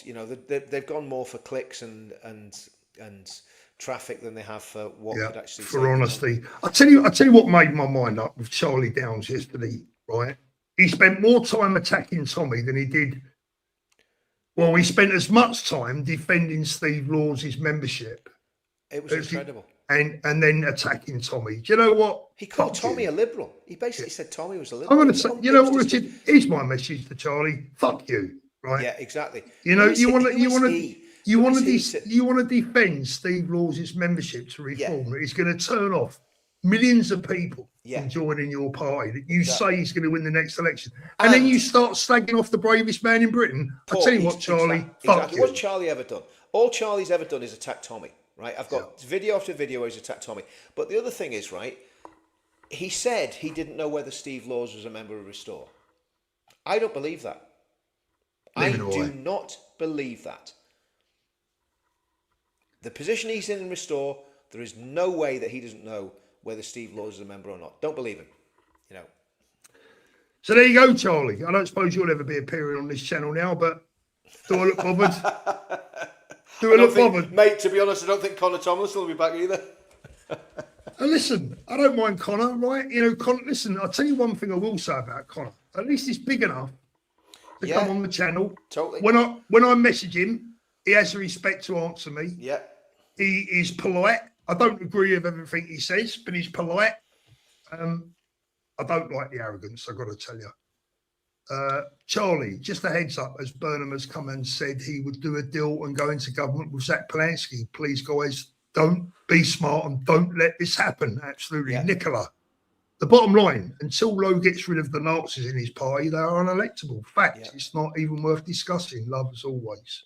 Mr. Waffle has actually made a good point there. Give him credit where credit's due. Steve Laws was a Reform candidate. I think that's true. He was. They chucked him out. Yeah, I think that's true.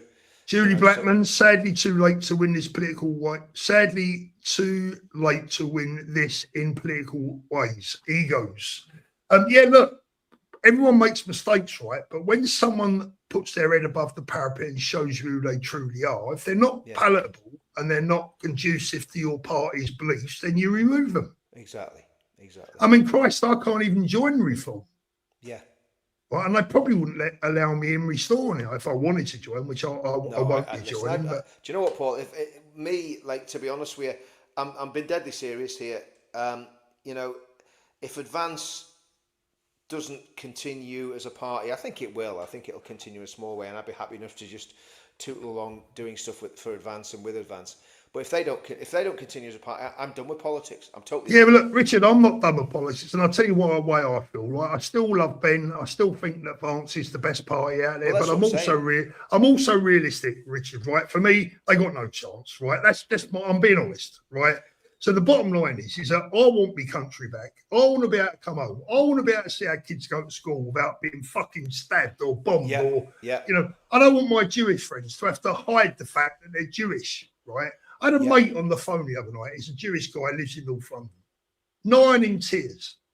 Every day he has to send his kids to school and make sure that there's no visible signs that they're Jewish, right? Yeah. It's fucking disgusting, Richard, right? We got classrooms up and down the country that are now 80, 90% of the other mob, right? Yeah. We've got schools indoctrinating our kids to believe that everything about Britain and British people is bad. I'm sick to death of it, Richard. Do you know what? I'm going to vote for the party that can make a change. And I'll tell you what, I don't care who that is, whether it's Restore, Reform, Advance, UKIP. I don't care. Yeah. Right? I'm going to vote for the party that stands for the best chance of giving me what I want. Even if it ain't completely what I want. I'd rather have 50% of what I want than 100% of what I don't want. Yeah. That's where I'm at, Richard. Nick Core, thank you very much, Nick. Don't either of you ever apologise for speaking facts. Listening to you both gives me hope that there's still some sanity and honesty out there. Thank you, Nick. I can tell you now that the thing is, Paul, you know, I don't care. The thing is, people have got to realise I don't really care what they think of me or what I say. I'm just not interested. I don't want to be a leader. I don't want to lead this movement. I don't want to have anything, you know, I'm not interested. I'm just coming on here and giving my opinion. And if people don't like it, that's fine. That's fine. That's okay. But, you know, it's just the actual, you know, people in the comments saying, Richard, you're arrogant. It's a very arrogant thing to say that I'm arrogant because you don't know anything. I'm not having that. Listen, let me tell you this, right? Of all the people I've met in this movement, nobody is more dedicated to this than Richard, right? And what I will say is that, and this is in the defence of me and you, Richard, right, is that we know a lot more than we can actually say. Oh, I think that's fair to say, right? Am I exaggerating when I say that? Paul, I'm going to say something. I've got a contact at the very top of Restore. Okay, I'm not going to say any more on that, but in a very, very prominent position, right? Very close to the leadership of Restore, right? And they told me, right, that Rupert didn't go to Tommy's event because it was too risky. Now, whether they're trolling me or not, who knows? Right? In what way? Too risky? What do you mean? It was too much of what was said was it was too much of a risk, right? Now, what, more risky than Charlie Downs going on TV telling everyone? No. It was too risky to go for Rupert. It was too risky to go to the Tommy demo. That's what I was told. What, personal safety? Well, I don't know. There was no context. That was all that was said. Rupert didn't go because he thought it was too much of a risk. He thought it was too much of a risk. That's why he didn't attend. That's what I was told. Now, if that's true or not, I don't know, right? But it was someone that should know what they're talking about, right? So, you know, again, you know, and all I'm doing is just saying that's just the way it is. So, you know, because people were saying in the comments about Ben, and that's a very good point. Ben did go to UTK and speak at UTK, which was the right thing to do for Ben, you know. Charlie, big love to you too. Grown Up Politics Reform for Makerfield. Thank you, mate. Vicky, one of the guys on Lotus is with reference to the racism that Restore are not responsible for their supporters, for who their supporters are. I mean, the thing is, right, this is a touchy one because, look, Ian Huntley was a Man United supporter. It's not Man United's fault that Ian Huntley was a Man United supporter. But I tell you what, if he showed up at one of the supporters club's meetings, I'm sure they would have kicked him out, right? And that's the bottom line. If you've got people that support you or your party and they're not of good character and they're not going to advance your political ambitions, then you remove them, I would have thought, wouldn't you, Richard? I would have thought so. Yeah, I would have thought so. Charlie, in my opinion, there has to be more policies than just migration. Richard is right. You can't run a government based on just immigration. The country is broken. The wonderful Claire Bear for the women in the chat calling for Paul to get naked, joking, just trying to cheer everyone up. No. You really don't. You really don't want to see that. You really don't. Well, not you, Richard, anyway. Jane, love you too. What are your thoughts about the rumour of Rupert's son wedding a Muslim related to Lady Anne Halal, with all this going on with Restore? I mean, Jane, I'll be honest with you, right? I don't really care. I don't really give a shit who Rupert's son married. I don't care what religion they are. Don't mean anything to me. It won't affect my life. I'm interested in saving the country. That's where I'm at with it. Yeah. You know, yeah. And nobody's, you know, would there be a bit of hypocrisy there? Possibly, but who cares? Like, if your son decides, if your son decides to marry a goat, there's nothing that you can do about it, is there? You know. Jimmy Jackson, I live in Makerfield. It's all reform, have faith. Now that'd be great if reform, you know, to as much as I hate to say this, because I don't like reform. I mean, this is the thing. Yeah, me too. That's the trouble. Yeah. But you know, as much as I hate to say it, I actually want reform to win this election. You know, I want reform to win. because I think it's either reform or burn them. That's the That's the bottom line. That's what the polling says. That's what the polling and that's what the bookies say. Yeah, and the bookies Right. don't go. I mean, the thing is, Paul, I had this in my own constituency, right? My local MP was a personal friend of mine, Tim Collins, who was an SAS war hero, absolute legend. I knew him from back in the day in Northern Ireland, right? And I went to Tim Collins and I said to Tim, Tim, you can't win this election. I sent him the spreadsheets with all the stats, and he just fobbed it off. He said, "Oh, don't worry about it, Richard. You just get behind me. I'm going to win anyway." I says, "Look," Tim, you're not going to win. Alex is very popular in the constituency. He's the unity candidate. You've come in from outside. You've got absolutely no chance of winning, right?" And I think he got 6,000 or 7,000 votes. But what he could have done, and it very nearly happened, he could have actually put a progressive lefty candidate in as our MP again, because that's what we had. We had a lefty candidate who'd been an MP for 5 years, who was dreadful, and we now have got a really good, sensible unionist candidate in my constituency, because thankfully I did stuff like this, went on podcasts and said, "Guys, I'm not being funny. I like Tim. He's actually, someone that I'm massive respect for as a military man because I served under him, but he ain't going to win." So, like all these people that are kind of attacking us as if we don't know what we're talking about, we've been about a bit. Do you know what I mean, Paul? We're not naive little children. And well, look, Richard, it will all come out in the wash, and people can either come back and admit they were wrong, or they, or we're going to have to eat humble pie. We'll have to. If Restore win, I will absolutely apologise and say I got it wrong. And I'll do the next show naked, and I'll buy a can of dog food and eat it as humble pie. Talking about dogs. Talking about dogs. Paul, about dogs. Oh, I've got something to tell you about the dogs in a minute. Don't let me go. Never mind the dog eating me Christmas dinner. This is even worse, right? I heard something going on with your dog tonight. There seemed to be a little bit of flipping. I'm not happy. Charlie, thank you. Paul and Richard, you guys are the definition of patriots. Big love, gentlemen. The people that are switched on know what to do. Keep burn them out. Thank you. And Fletcherism, last super of the night. Reform aren't perfect, but they are in the right direction. Thank you for all those supers tonight. Because I'll tell you what, Richard, I need them, and I'll tell you why. I'm going to tell you why. I've been looking at my shopping bills out here in Spain, right? And I'm like, so the wife went out shopping the other day, and she's carting bottles and bottles of this stuff back into the kitchen, right? And it's going in the fridge upstairs, it's in the fridge downstairs. I'm not a big water drinker. She drinks a bit, mostly wine. But I said to her, what's the deal with all the water? Like, what do we need, like 24 bottles of this Evian, right? Yeah. Which is about $1.50 a bottle, right? It's dear, isn't it? Yeah. She said, the dogs. I said, what? She said, the dogs, they like a nice cold water. I said, well, that comes out the tap, right? He said, no, you can't drink the water out here. The dogs. She's been giving the dogs Evian. Right? I said, you can check that lark in, right? I said, it comes out of the tap. I said, how much have you been spending a week on this? She said, it's not too bad. She said, about 25, 30 euros or so. I said, you've got to be having a laugh. It's your missus, yeah? Like, they get fed back. I swear to God, they get looked after better than I do. Well, they got you Christmas dinner last year, didn't they? He had me Christmas dinner, the greedy git, right?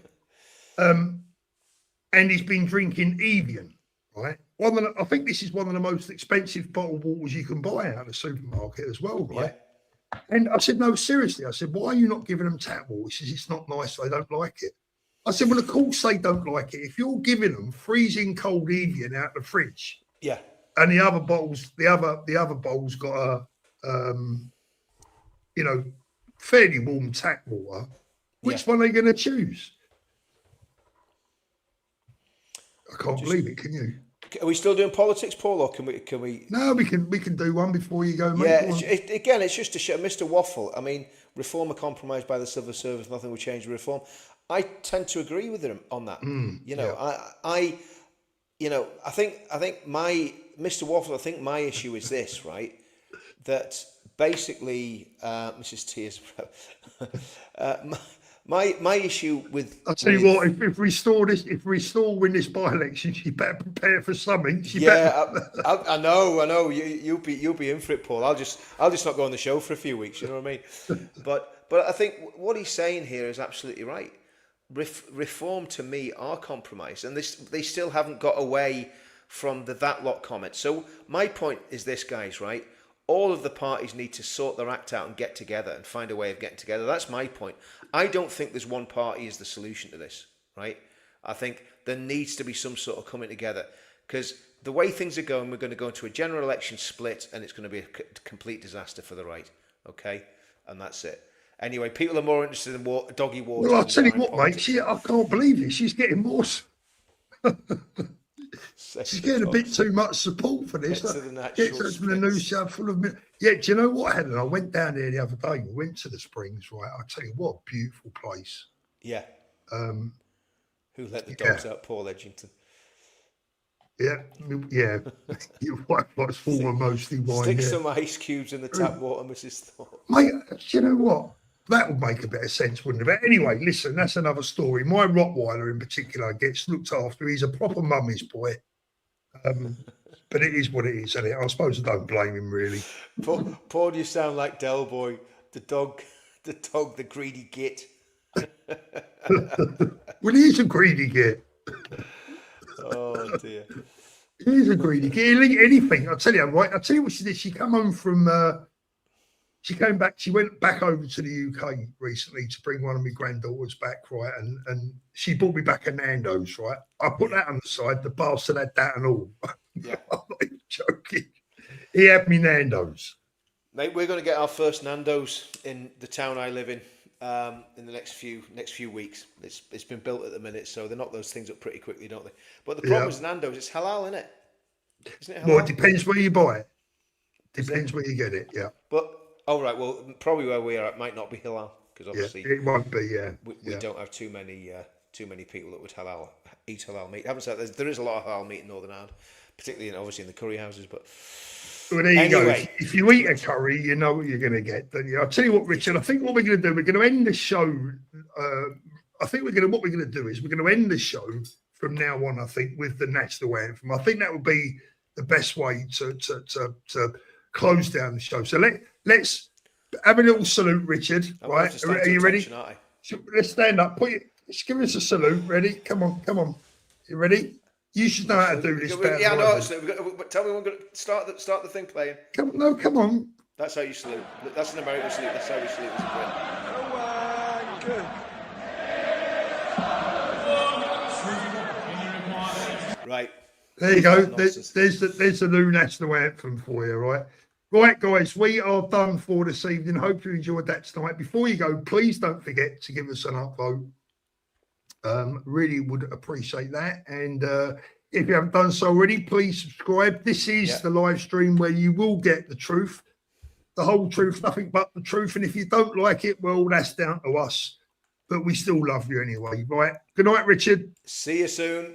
Thanks for coming on, mate. God bless you. No problem, mate.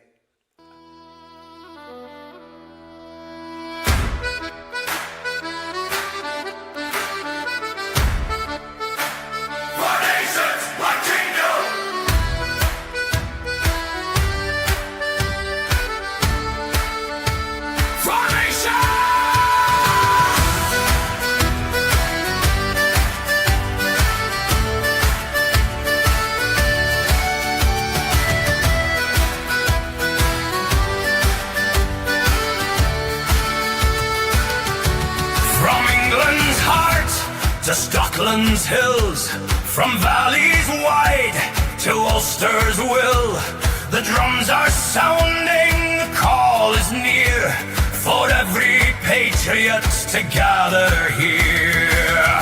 4 nations, one kingdom, together we rise, beneath one flag under British skies. We will not bend or compromise.